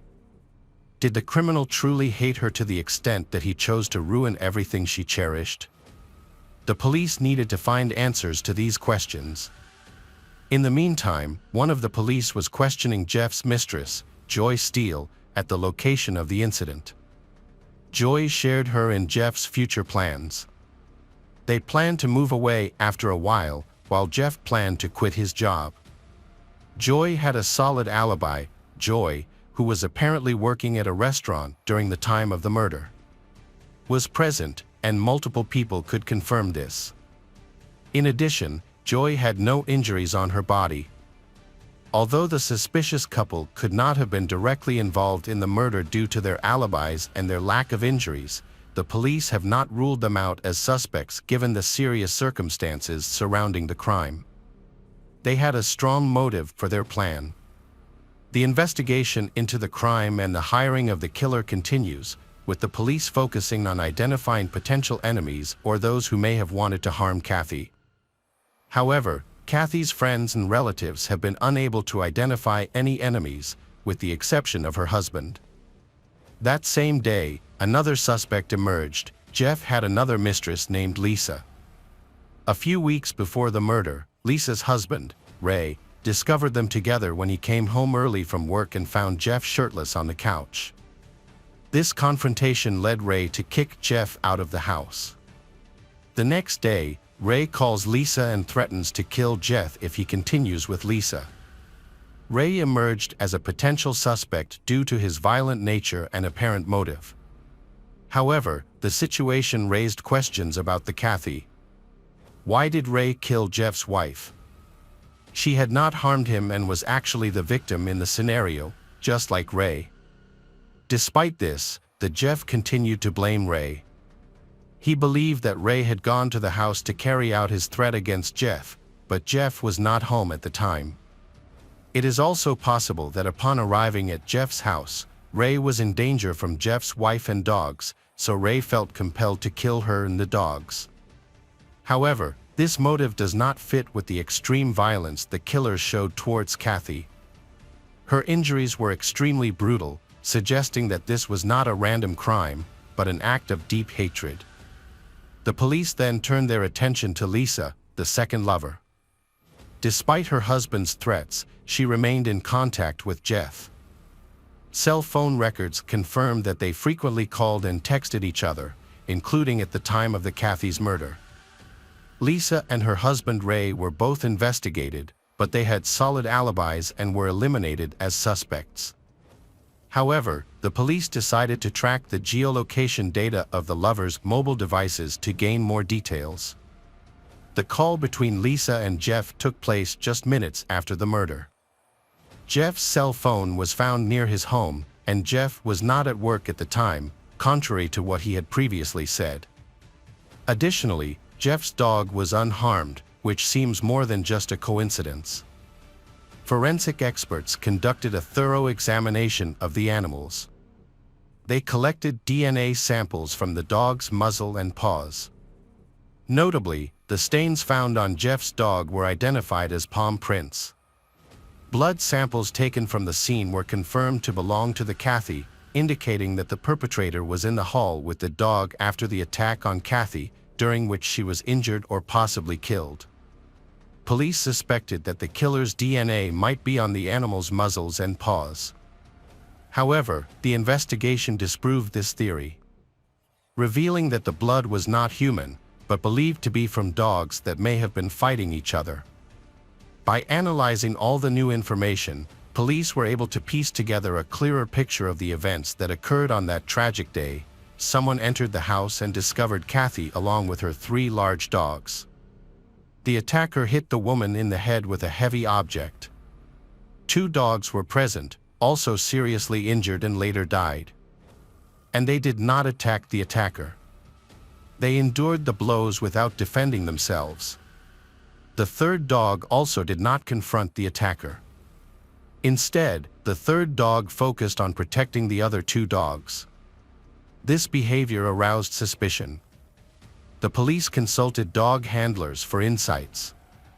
Experts suggested that the dog's lack of resistance indicated they were familiar with the attacker and viewed him as a friend. This familiarity explained why they did not confront him but instead appeared to bite each other. Police found bite marks on the dogs, leading them to conclude that only Jeff, the owner of the surviving dog, could have attacked Kathy. Additionally, geolocation data indicated that the Jeff was near the house, which supported their suspicions. However, the Supreme Court only had circumstantial evidence, meaning they still had a long way to go before bringing any charges. The police needed one crucial piece of information to strengthen their case. With no further clues, the police focused on investigating Jeff's personal life to understand what might have motivated Jeff to kill his wife. It turned out that the family had recently faced significant financial difficulties, which had affected Jeff for many years before these events. Jeff's boss caught him stealing a large sum of money, about $30,000. Jeff had not spent it all and agreed to return it. He also paid his boss $20,000 in restitution. The police then analyzed Jeff's activities. It turned out that his job brought in only a small income, just enough for his family's needs. He also spent money on his mistress. His wife's income was much higher, but he did not want to tell her about his problems. Jeff was characterized as someone without any remarkable business skills. He was neither particularly foolish nor exceptionally intelligent. His earnings were limited, making the compensation amount a serious financial burden for him. Despite living in an affluent neighborhood, he struggled to come up with the funds. Jeff sought ways to earn extra money or secure a loan, but all these efforts proved fruitless, and the total amount of compensation remained far beyond his reach. He later learned that he was the sole beneficiary of Kathy's life insurance policy, which was worth $29,000. Police believed that this amount of money could solve all of Jeff's financial problems. On the day of the incident, police collected the clothes he was wearing at the time. However, forensic experts conducted a quick test and found no blood or DNA from Kathy on his clothes. The suspect was wearing dark clothing, making it difficult to detect any blood stains. The experts meticulously studied every millimeter of the items using a microscope with 60,000 times magnification. Inside the jeans, they discovered several small red drops, which the forensic team identified as blood. This blood had seeped deep into the fabric fibers, suggesting that it was from high-velocity splashes. This evidence was consistent with the nature of the injuries sustained by the Kathy. DNA testing confirmed that the blood belonged to Kathy. The police were further surprised when they examined the Jeff's other belongings.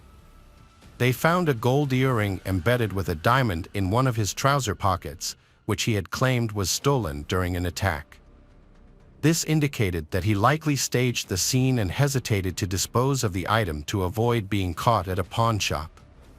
To strengthen their case in court, the police needed to find the murder weapon. Despite their best efforts, the police were unable to find the weapon. It took the prosecutor's office 2 months to establish a clear connection between the killer and the victim. During this time, an employee of the company where Jeff worked discovered a hexagonal crowbar on the roof of the building. The tool was standard equipment on the company's tow trucks and was available to all employees. What made the crowbar suspicious was the significant amount of blood found on it. The employee promptly notified the police of the discovery. Jeff claimed that he had lost his crowbar and was unable to provide it to the police. This raised suspicions that the bloody crowbar belonged to him and may have been hidden as the murder weapon. The crowbar was sent to a laboratory, where experts compared it to the injuries found on Kathy's head. They concluded that the shape of the tool matched the impact marks. Additionally, the blood found on the crowbar was confirmed to be Kathy's through analysis. Jeff was arrested and charged with premeditated murder. Friends knew he had often complained about his troubled marriage. He claimed that Kathy couldn't manage household chores, which made him angry. However, he overlooked that she was the one supporting the family financially and covering their travel expenses, leaving her little time for housework. Jeff's car was always cluttered with garbage, yet he continued to blame Kathy. He frequently talked to friends about wanting to end their relationship, and several acquaintances reported that he was considering divorce. Kathy was unhappy in her marriage to Jeff due to his betrayals and chaotic lifestyle, which she knew about. She often vented her frustrations to friends but couldn't bring herself to leave him because she loved him deeply. Despite her unhappiness, she stayed with Jeff, trying to tolerate his behavior.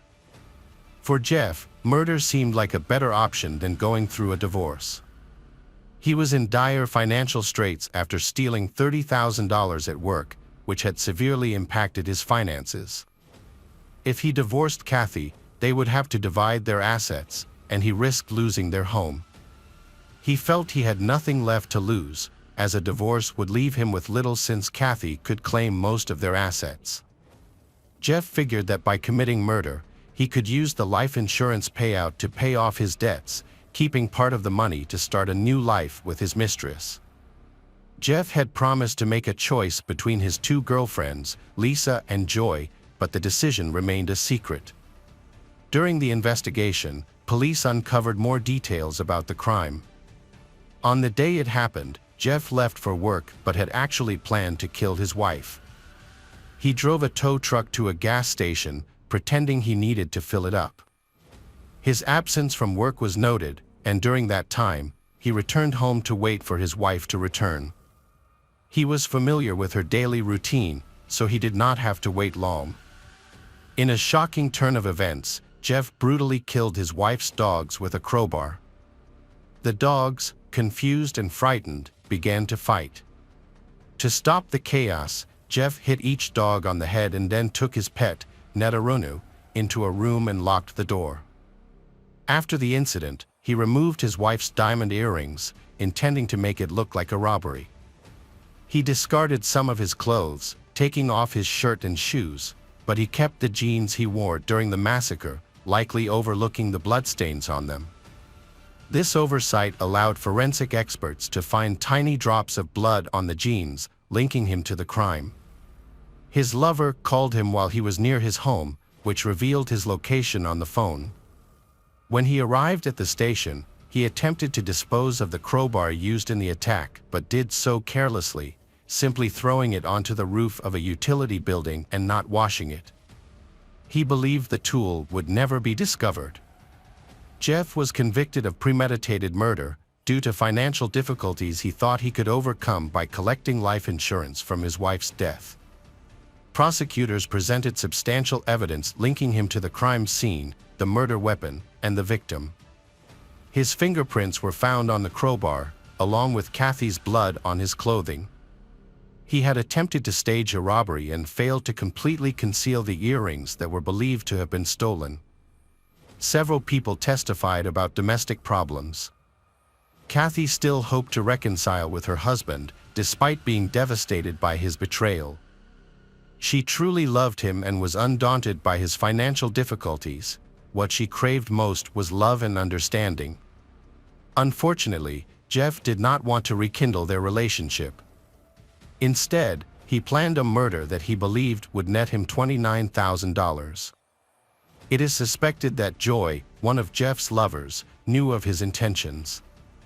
Jeff promised her a future together, on the condition that she pay off the debt he would incur from his crimes.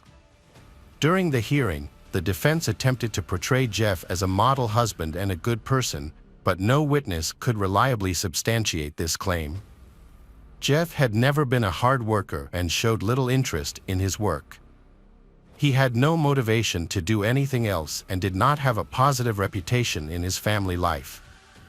He was not a good husband, as he had a history of infidelity that his late wife knew about.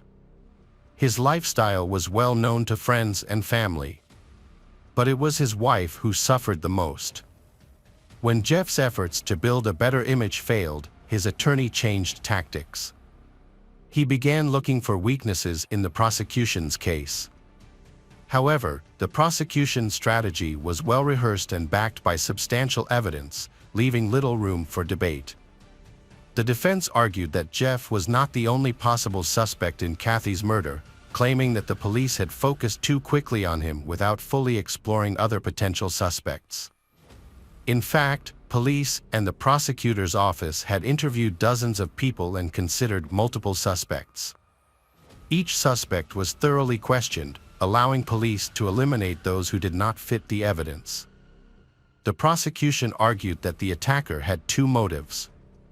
First, he hoped to solve his financial problems through a life insurance policy. Second, he wanted to get rid of his troubled wife so he could live with one of his mistresses. Additionally, he sought to avoid the risk of losing his assets or having to divide his assets in a divorce. The prosecution also argued that Jeff's mistress, Lisa, knew about his plans. She supported him and was waiting for the call to hear about the progress of the crime. Her indiscretion led her to call Jeff, which provided the police with a vital clue. Investigations were conducted to determine whether the mistresses were involved in planning or organizing the crime, but the results were negative. However, it is clear that they supported the Jeff, even though they should have reported his bad intentions to the police to prevent the murder. Ultimately, no evidence was found to prove the lovers' guilt or involvement, so they faced no consequences in court. In September 2006, Jeff Lamb was convicted of premeditated murder and sentenced to life without parole. As the verdict was read, Lisa wept uncontrollably in court. Kathy's family believes the court's ruling was fair. In Kathy's mother's opinion, Jeff should rot behind bars for the rest of his life. Hey detectives! Welcome back. We've got another mysterious case to explore. The case of Samantha Knight and Renee Aitken. Samantha Knight was born in 1977. She lived with her parents in the suburbs of Menly, Australia. But her parents' relationship did not last long, and they divorced. Then, she and her mother moved to Bronte. When she was in 6th grade, they relocated again, this time to Bondi, a suburb of Sydney, where they settled in an apartment on Imperial Street. Their lifestyle was modest. Her mother worked long hours, which forced her to be independent. Her father frequently visited and provided financial support. On August 19, Samantha, a schoolgirl, turned 9 years old. After classes ended at 4 p.m., she returned home around 4:15 p.m., while her mother was still at work. In the 1980s, it was common in the suburbs to use simple door latches. The neighborhood was calm and safe, and everyone knew each other, allowing children to stay home alone in locked houses while their parents worked. This was considered normal, so Samantha had the freedom to come and go from their apartment while her mother was at work. August 19th was just like any other day. After school, Samantha changed into a pink skirt, a dark blue jumper, and blue sandals before heading out for a walk. A few hours later, her mother, Tess Knight, returned home from work and found a half-eaten sandwich in the kitchen, but little girl was missing. Tess wasn't initially worried, as it was common for Samantha to go for walks with friends and sometimes skip meals to do so. She continued with her evening routine, expecting her daughter to return soon. However, as it got darker, Tess began to feel anxious. Samantha usually came home before dark, and her absence was concerning. She decided to search for her daughter. Since they had recently moved to the area, not many people knew her, making the search more difficult. She asked neighbors, acquaintances, and Samantha's friends if they had seen her, but no one had any information, which heightened her alarm. Without a mobile phone, she couldn't call Samantha or track her whereabouts. When she returned home, Tess checked again to see if Samantha had come back while she was out, but she was still missing. In a state of urgency, she called emergency services to report her daughter's disappearance, Samantha. Soon after, the police came to her house. They spoke with she to gather details about Samantha's disappearance. She was confused and said she didn't know what had happened because she was at work. Unfortunately, there were no surveillance cameras in the area, so the police had to rely on tips from witnesses who might have seen something unusual.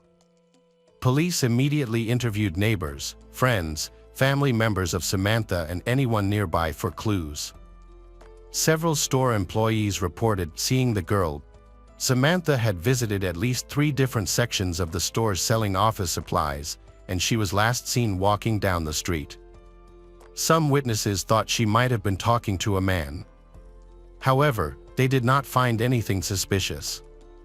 The police had no other leads. They thoroughly searched the area and followed the route Samantha had taken, but they did not find anything relevant to the investigation. The public was soon informed about the incident. The police requested assistance from local residents through the media, sharing Samantha's photo and description of clothing. Local residents acted quickly. The very next day, hundreds of volunteers participated in a search operation throughout the city. The media also extensively covered this tragic incident. The possibility that Samantha had left home was not even considered. She was too young. At her age, kids typically do not run away from home to spend time with friends. All of her belongings were still at home, and she had never displayed any rebellious behavior before. Samantha was a sweet, kind, and calm girl who worked hard in school, leading detectives to believe she had been kidnapped, possibly taken from her home by someone who maliciously opened the door. Local residents is extremely uneasy. There had never been a kidnapping in their quiet suburb. Residents began to scrutinize one another, fear that the criminal may be living in their area. Investigators had little information to investigate, relying mainly on interviews with local shopkeepers. Unfortunately, no one could provide useful leads to help locate Samantha. The investigation was further complicated because in the 1980s and 1990s, methods of tracking missing persons were not well developed. There were no alert systems like Amber Alerts, no DNA testing, and other modern investigative techniques. Therefore, law enforcement agencies need to conduct searches as efficiently as possible. For instance, they created a mannequin dressed like Samantha the day she disappeared to help jog the memories of those who witnessed it, but this did not produce the expected results. Tess was heartbroken. Samantha's father also joined the search for daughter. Initially, he was even considered a suspect, as investigators thought he might have kidnapped his daughter to keep her with him. However, he denied these accusations. He explained that he maintains a peaceful and respectful relationship with his ex-wife and sees his daughter regularly. There was no reason for him to kidnap her. When the investigation gets difficult, detectives must try their best to identify suspects. The relatives of Samantha began to lose hope of finding her alive and feared the worst. Police are also leaning towards the theory that the girl may have died, possibly taken by human traffickers and taken to another country. This theory was explored, but for 12 years, there is no evidence to confirm this. When the police received a significant lead from a woman, they focused on a local resident named Michael Guider. He lived near where Samantha had disappeared, had been in prison since 1996 for child rape, and may be a suspect in Samantha's disappearance. Michael's life is full of disgusting incidents. Born in 1950, he grew up in Melbourne with an alcoholic mother and a younger brother named Tim, born in 1953. Eventually, their mother sent them to an orphanage, where Michael faced further sexual abuse from older children, many of whom were under the influence of drugs. Other children also suffered violence, including Tim, but they all remained silent due to threats. Michael's mental health becomes increasingly serious, and as he matures, he begins to negatively impact the other children in the orphanage. When he was 15 years old, he escaped and began a life of petty crime. His younger brother, Tim, no better, he committed armed robbery and was imprisoned for it. After serving his time, Tim seemed to reform. He became a sculptor, got married, and had children, staying out of trouble and off criminal records. In contrast, Michael continued his criminal activities and showed no intention of changing. He never held a steady job and only worked part-time as a gardener, mowing lawns for neighbors. Michael's first arrest came in the 1970s, when he was charged with setting fire to a store. As an adult, he developed a passion for Australian Aboriginal culture and became knowledgeable about rock art. However, in 1996, he was convicted of sexual offenses for molesting 11 children, aged 2 to 16. At least 60 similar charges were brought against him. Some sources suggested that the actual number of victims could be much higher. During the investigation into the child abuse cases, Michael quickly cooperating with the police. This was taken into account during the sentencing. As a result, he was sentenced to 6 years in prison. Michael usually acts in a consistent manner. He targeted vulnerable single mothers, often those who struggled with alcohol or drug addiction, or those who were easily influenced. By building trust with these women, he presented himself as kind and courteous, manipulating their perceptions to lower their guard. He often sought opportunities to be alone with their children, claiming he wanted to care for them while their mothers were away. Mothers noticed his attentive behavior and had no qualms about leaving him with their children. By posing as a caregiver, he gained access to the children, which he exploited. Michael would give the children Coca-Cola that was laced with sleeping pills. Once they were unconscious, he photographed and sexually assaulted them. Eventually, some children had the courage to tell their mothers about Michael, and the truth was revealed that he was acting like a serial predator. When the police searched his home, they discovered a large stash of photos, numbering in the thousands. Several photos showed instances of sexual abuse while the victim was unconscious, including images of Samantha and one of her friends without clothes. In one of the photos, police discovered the best friend of Samantha. At that time, she was already 21 years old, and detectives attempted to speak with her. However, both she and her mother refused to cooperate. Eventually, they were summoned to court and compelled to testify. Investigators are looking into a connection between Michael, a serial rapist, and Samantha's disappearance. Among the evidence found, police discovered a peculiar album containing newspaper clippings about missing children, including Samantha. Detectives were curious about why he kept these clippings. Normally, criminals often do this to gather mementos related to their crimes. During questioning, Michael claimed he was simply interested in unsolved cases out of curiosity. While this album was not a major issue, when combined with other elements of his criminal record, it raised serious concerns. After reviewing all the evidence, including photographs of violent scenes, police filed 11 additional charges against him. The total sentence for these new crimes was 6.5 years. At that time, investigators were unable to charge Michaels with kidnapping Samantha, but they suspected his involvement in her disappearance and continued to monitor him. While he was in prison, police observed that he was beaten during all interrogations. He endured severe mistreatment, his cellmates attacked and assaulted him, and the guards failing to intervene. In 2000, journalist Denise Hoffman wrote a book about the missing child, Samantha. She was personally acquainted with Michael and highly appreciated his work as a renowned expert on Australian Aboriginal life.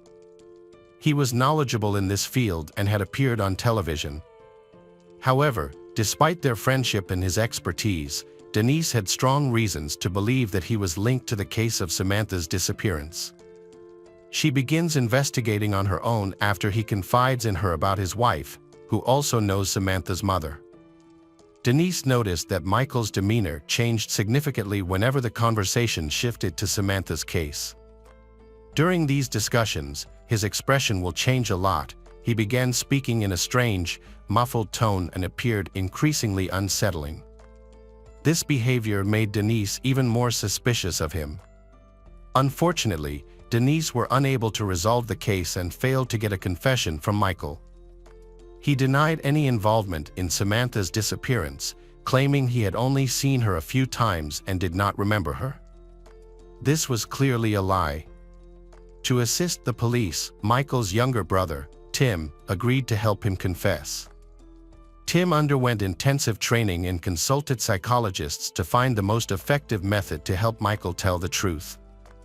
Michael was already under significant stress, and as he broke down, he confessed to accidentally killing Samantha in 1986.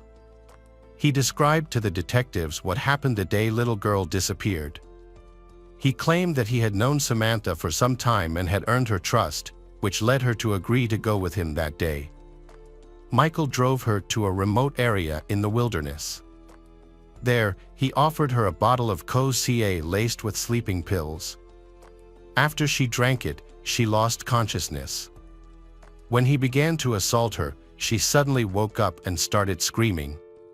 To silence her, he gave her more sleeping pills, and she passed out again. Afterward, he briefly stepped out of the car for a walk. When he returned, he found that little girl was unresponsive. However, he maintained throughout the interrogation that it was an accident.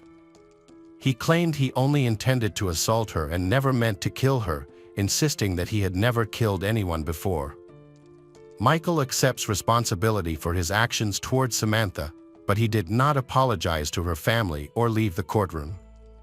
In 2002, he confessed during the trial to the unintentional murder of Samantha Knight and was sentenced to 17 years in prison, with the possibility of parole after 12 years. Samantha's family were outraged by what they considered a lenient sentence, but this was the maximum penalty for manslaughter at the time. The prosecutor called Samantha's best friend as a witness. This girl, who appeared in photographs and was believed to have also been affected by Michael's actions, had previously refused to speak to law enforcement, citing fears of revealing information. Her silence had serious consequences for many children, including the tragic loss of Samantha. She attended court with her mother, who supported her, but their identities were kept confidential. Samantha's best friend mentioned that she often felt lonely when her mother was at work, so she will go for a walk. During those times, she met Michael, who gave her the attention she craved. Friend claimed that Samantha's mother sometimes left she with Michael and even spent the night with him, during which he molested she. However, Samantha's mother firmly denied knowing Michael and insisted that she never left him alone with Samantha. Strangely, the witnesses later retracted their statements about Samantha without providing any reasons. Finding her remains for burial became extremely important. Initially, Michael claimed he couldn't remember where Samantha's body was. However, several years into his prison sentence, he suddenly recalled that he had buried her in Cooper Park, just a 15-minute drive from her home. Yet, he later changed his story again, saying the body was buried a bit farther away than he originally indicated. On the map, he pointed to an area where a yacht club now stands, which was built just a year and a half after Samantha's disappearance. Despite extensive searches in the area using trained dogs, Samantha's remains have never been located. To this day, her body has not been found, and many doubt it will ever be found. In addition, Michael is also suspected in the disappearance of 5-year-old Renee Aitken, who vanished without a trace in South Wales in February 1984. When there was a thunderstorm, her brother went to check on her and noticed she was missing. He found her bed empty and the front door open. He told their parents, who then called the police. They began searching for her immediately. However, there was a storm at the time, so it's possible that all the evidence was washed away. Initially, the main suspect was Brian James Fitzpatrick. A man with a history of child kidnapping, he lived nearby and knew Renee's family. However, he died in a car accident just weeks before his trial. For many years, the case went cold, but in 2013, police revisited the investigation and looked into Michael. At the time of Renee's disappearance, he worked as a gardener close to their home. A family member recognized that he bore a resemblance to a suspicious man who had been seen behind their house. In Michael's scrapbook dedicated to missing children, there were articles and photos of Renee. Researcher Denise Hoffman believed that Renee's case shared similarities with the disappearance of another girl, Samantha, as both were small and light. Michael could have used drugs to incapacitate Renee's and sneak her out of the house. Michael was skilled at gaining the trust of children, causing suspicions that he was involved in Renee's kidnapping. Detectives questioned him about the incident, but he denied any involvement. They believed him, even though he had previously denied involvement in Samantha's case, which he later admitted. However, the police concluded there was not enough evidence to charge Michael with kidnapping, and Renee's case remains unsolved. She has not been found. Both the police and Renee's family believe she has likely been dead for a long time. While in prison, Michael developed an interest in Aboriginal culture and history, studying various materials on the subject. He authored several works, which were sent to libraries across Australia. In total, he wrote 16 pieces, ranging from 6 to 28 pages long. He also pursued studies in archaeology and earned a degree in that field. Michael was remarkably intelligent, impressing everyone with his capabilities. He has the potential to become a scientist and can contribute to research projects. However, he chose a path of crime. In 2014, Michael became eligible for parole after serving the minimum term of his imprisonment. This made the public extremely indignant, as many people believed he should remain in prison. Individuals like him will never change and will continue to pose a threat to society. Due to public backlash, Michael's request for parole was not granted and he remains in detention. The public, including Samantha's mother, wants Michael to spend the rest of his life in prison. She continued to suffer from the pain of losing her daughter. She could not give her daughter a proper burial and had never seen any sign of remorse from Michael. Supporters of Michael sought to challenge his sentence.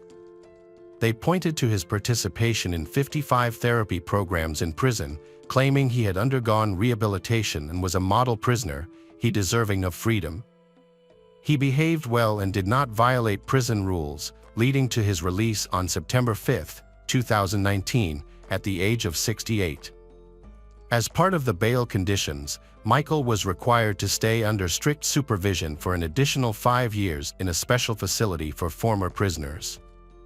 Police fitted him with a tracking bracelet, and he was given a lengthy list of 56 restrictions.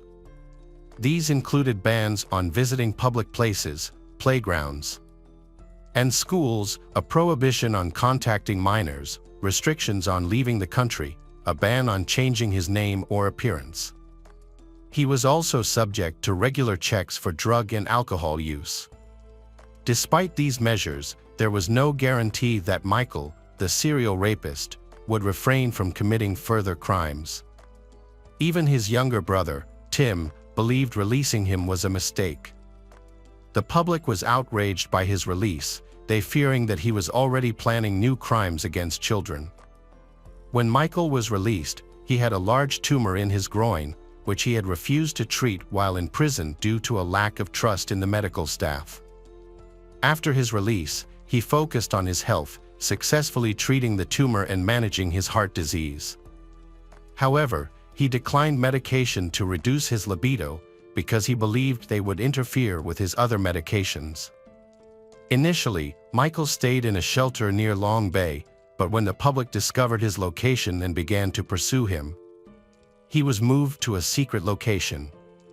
The public was outraged that once his supervision period ended, he would be completely free, able to change his name and appearance, get married, have children, and travel, opportunities that Samantha would never have. This led many to believe that his sentence was unfair. Hello, crime enthusiasts, are you ready for another chilling investigation? The case of Terry McAdams. The main character in today's story is Terry McAdams, a vibrant and active 22-year-old from Arlington, Texas. Since her teenage years, she enjoyed driving around the neighborhoods in her convertible. She often spent time in the city with friends, listening to music. Terry was a bright and popular cheerleader who always drew attention but remained modest and well-mannered. She deeply loved her sisters, Hopper and Pamela, and shared a close bond with all her relatives. Terry acted as a mentor for her sisters, bridging the gap between them and their mother. She enjoyed dancing with them and even taught them how to drive. Everyone who knew Terry described her as a person who loved life. After graduating from high school, she enrolled in the University of Arkansas. Before completing her degree, she decided to move to Arlington to be with her fiancé, Karen Anderson, who was a few years older and had already graduated. After graduation, she planned to start a career and marry Karen, who proposed to her.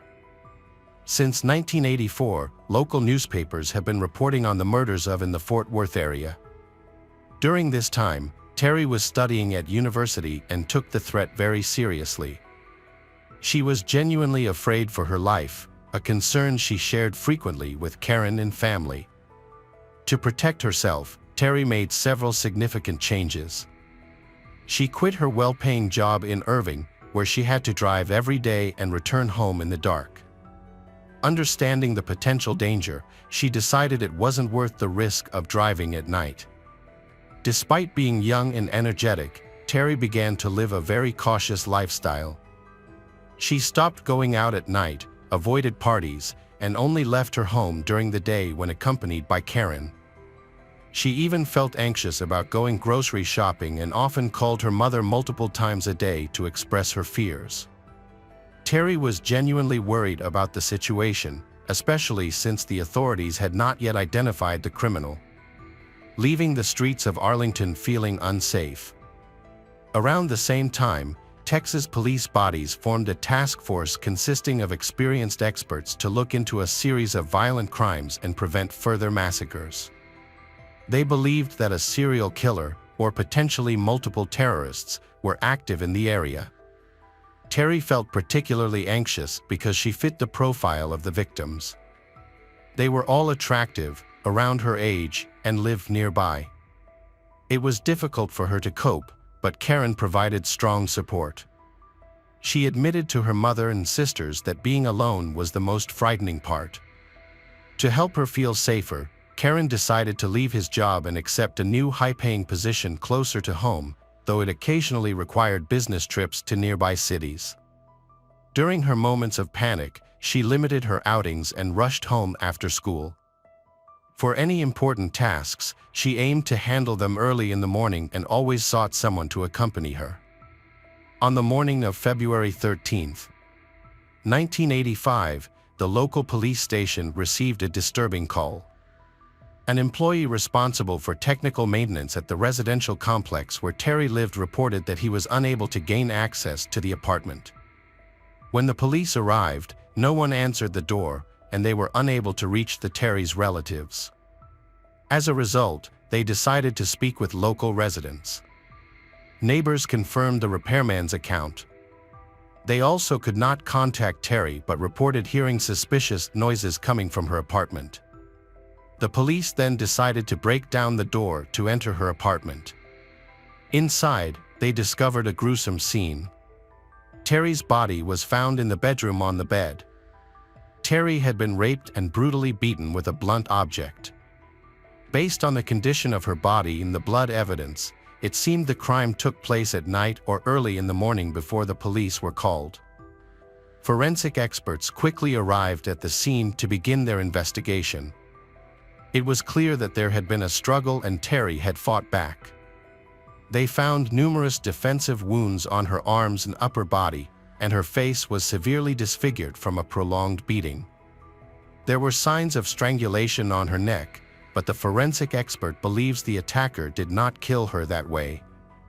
Instead, she died from a severe head injury. She also suffered brutal rape, but it is unclear whether this occurred before or after her murder. DNA traces were found on her bed linen and underwear, but at that time, it was not possible to identify the owner. The analysis methods were still developing and could not be used in the investigation. Additionally, there were no surveillance cameras or geolocation tracking available. The situation became more complicated when local people learned about the tragedy and needed psychological support. The robbery theory was quickly dismissed as many valuables were still intact in the apartment, including conspicuous items. It was clear that robbery was not the motive. The police began interviewing Terry's friends and relatives, looking for people who might have had personal motives such as jealousy, hatred, or revenge. However, Terry McAdams was known to be very kind, friendly, and non-confrontational, and none of her relatives could think of anyone who would want to harm her.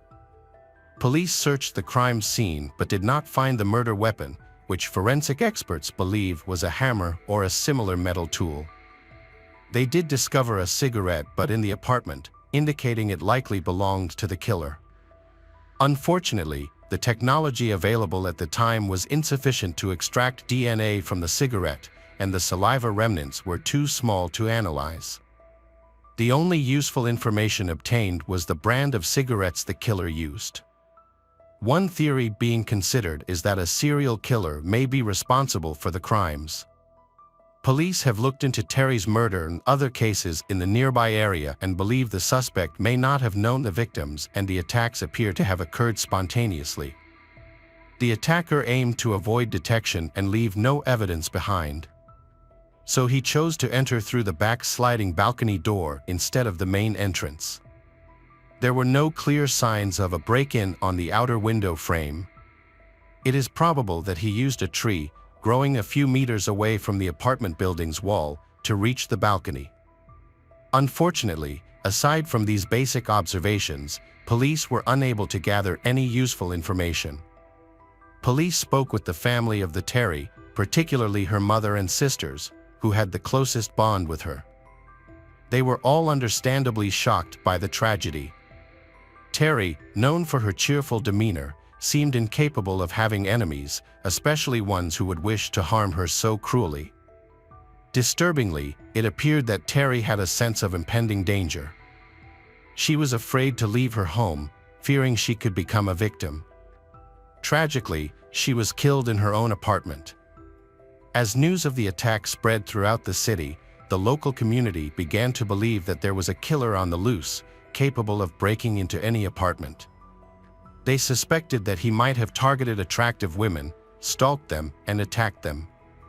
Ultimately, the community felt that no one was safe, especially young women who might be the next targets. Residents decided to take matters into their own hands. Over the next few months, gun and ammunition sales skyrocketed as more people began arming themselves. Meanwhile, public pressure began to mount on the police for answers. The county sheriff appeared on a local television station, asking anyone with information about the crime to come forward. After Terry's murder was reported on the local news, police received numerous calls, but the information did not help the investigation. Initially, Terry's fiancée Karen was considered the prime suspect, but he was away on business at the time and had an alibi. The police tried to include him in the murder profile to close the case and appease public concern, but this was not possible. Terry's friends could not believe that he could commit such a crime.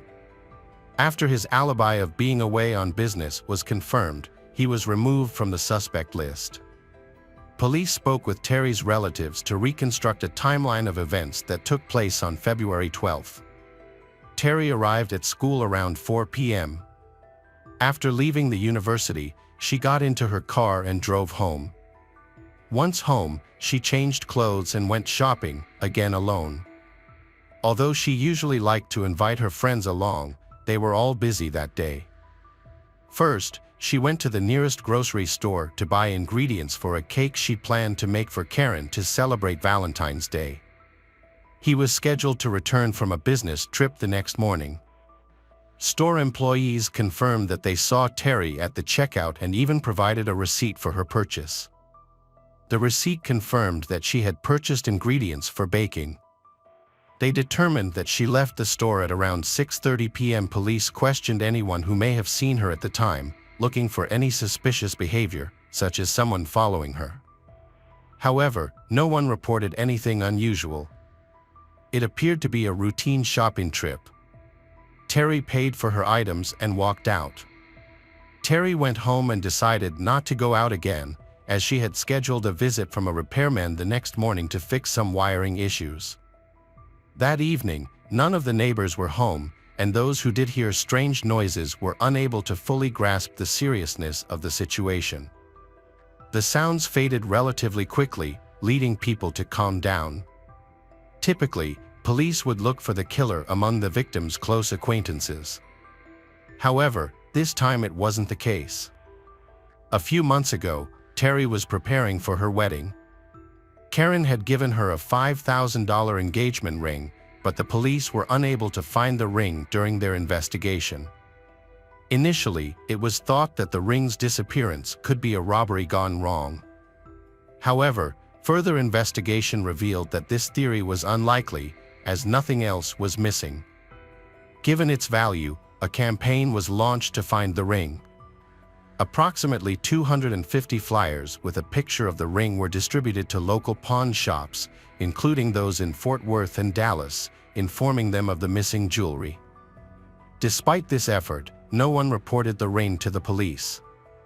The police followed up on all potential leads, but none of them came to fruition. All of the suspects questioned provided alibis. The police focused on people with a history of violence who lived in the area. However, the investigation began to stall. Terry's relatives made efforts to promote the case. They regularly reached out to the public through various media channels.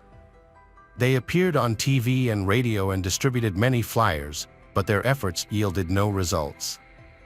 Eventually, the murder of Terry McAdams became an unsolved case that was filed in the archives. The Terry's family continued to seek justice, but the police lacked the necessary resources and evidence to advance the investigation. The case went cold for 36 years until 2021, when a team of experienced police and forensic experts was assembled to revisit forgotten cases, utilizing new technologies. Among these cases is that of Terry McAdams. Police used advanced DNA testing methods, allowing them to re-examine old evidence. Biological material from the perpetrator was found on Terry's underwear and bed sheets.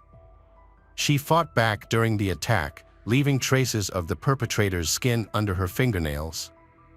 A cigarette was taken from the archives and sent for testing because the killer's saliva might be on it. This thorough analysis helped create a profile of a likely suspect.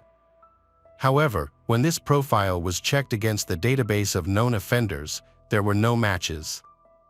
Terry's family hoped to find the killer who had been on the run for decades. Unfortunately, despite their hopes, the case remained unsolved for many more years. Fortunately, the investigation continued and eventually decided to use a new method, genetic genealogy technology, which required the assistance of the FBI.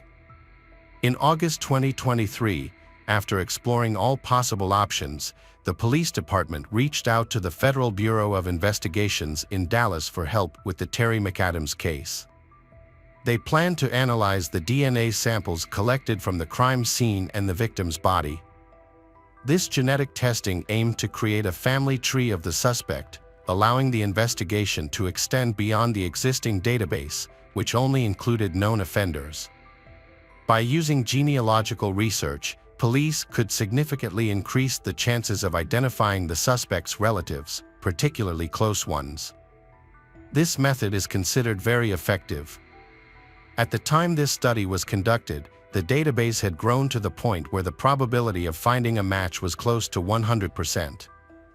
The investigation was successful in identifying a man named Bernard Sharp, an American who had a notable history with the police in the 1980s. At the time of the crime, Bernard was 30 years old and married. He was also a neighbor of Terry, and Karen had a close relationship with him. During the investigation following the arrest, Bernard contacted the police and supported the victim's family. He provided an alibi that the police initially found suspicious, however. His wife later confirmed his alibi, leading to him being cleared of suspicion. Ultimately, all suspicions against him were cleared and the investigation continued without results. On the evening of November 3, 1985, a man called the police, claiming to be Bernard's wife's brother. He reported that he had been shot and needed assistance. After investigating, the police discovered that an armed criminal had attacked him, his sister, and her friend at their home. When the police arrived at the scene, it appeared to be a horrific massacre. He recounted that when he returned home with his sister and her friend, he found Bernard waiting for them with a gun. Bernard opened fire, killing the two women on the spot and wounding Bernard's wife's brother. Bernard's wife's brother was injured in the shooting but escaped to a neighbor's house. His injuries were not life-threatening. Bernard may not have expected his wife's brother to be there, and the shooting may have been premeditated. When Bernard realized his plan had failed, he began shooting at people. In addition to the two dead women, Bernard's wife's brother was also found wounded at the scene. Bernard was shot in the head and died from his injuries on November 3, 2008. Probably, the decision to voluntarily end his life was a factor in the tragic events that unfolded. It is now clear why the attacks on young girls in the city stopped after this tragedy. Bernard was a serial killer. During the investigation, no witnesses came forward to confirm his plans or his connection to the murders of Terry and the other girls. However, several close friends of Bernard's reported that he knew Terry's killer but did not name him.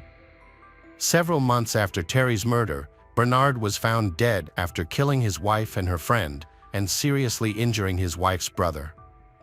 Police were unable to locate his body for an autopsy, so they had to take other measures to determine his connection to the murder of Terry McAdams. Police traveled out of state to meet with one of Bernard's registered relatives. Although the man did not want his name linked to the crime, he eventually agreed to provide a DNA sample. Forensic genealogy helped confirm Bernard's guilt. At the time of Bernard's death, police were unable to compare his DNA with the DNA found at the crime scene. They were unable to establish a connection between his previous attacks. Before killing his relatives, Bernard had only used violence and had not used a gun. Furthermore, Bernard's fingerprints were not in the police database, meaning that no matches could be found. Given the nature of the attacks, police suspect he may have been involved in other crimes in his neighborhood. He appears to fit the profile of a serial rapist and murderer. Bernard's criminal record has been turned over to the Federal Bureau of Investigation, an agency known for its crime-solving abilities. However, there has been no confirmed evidence of his involvement in any other cases. For Terry's family, identifying the killer brought them relief. After 39 years, the case was finally closed. This breakthrough was made possible by new technology. Terry's sisters appeared on a local television channel and shared their feelings about the case being solved through several interviews. After nearly 40 years, they say it would have been better to see justice in person. However, they take comfort in knowing that this dangerous criminal stopped his criminal ways long ago and cannot harm anyone again. If he had not stopped, many more innocent women could have been victimized by him over the years.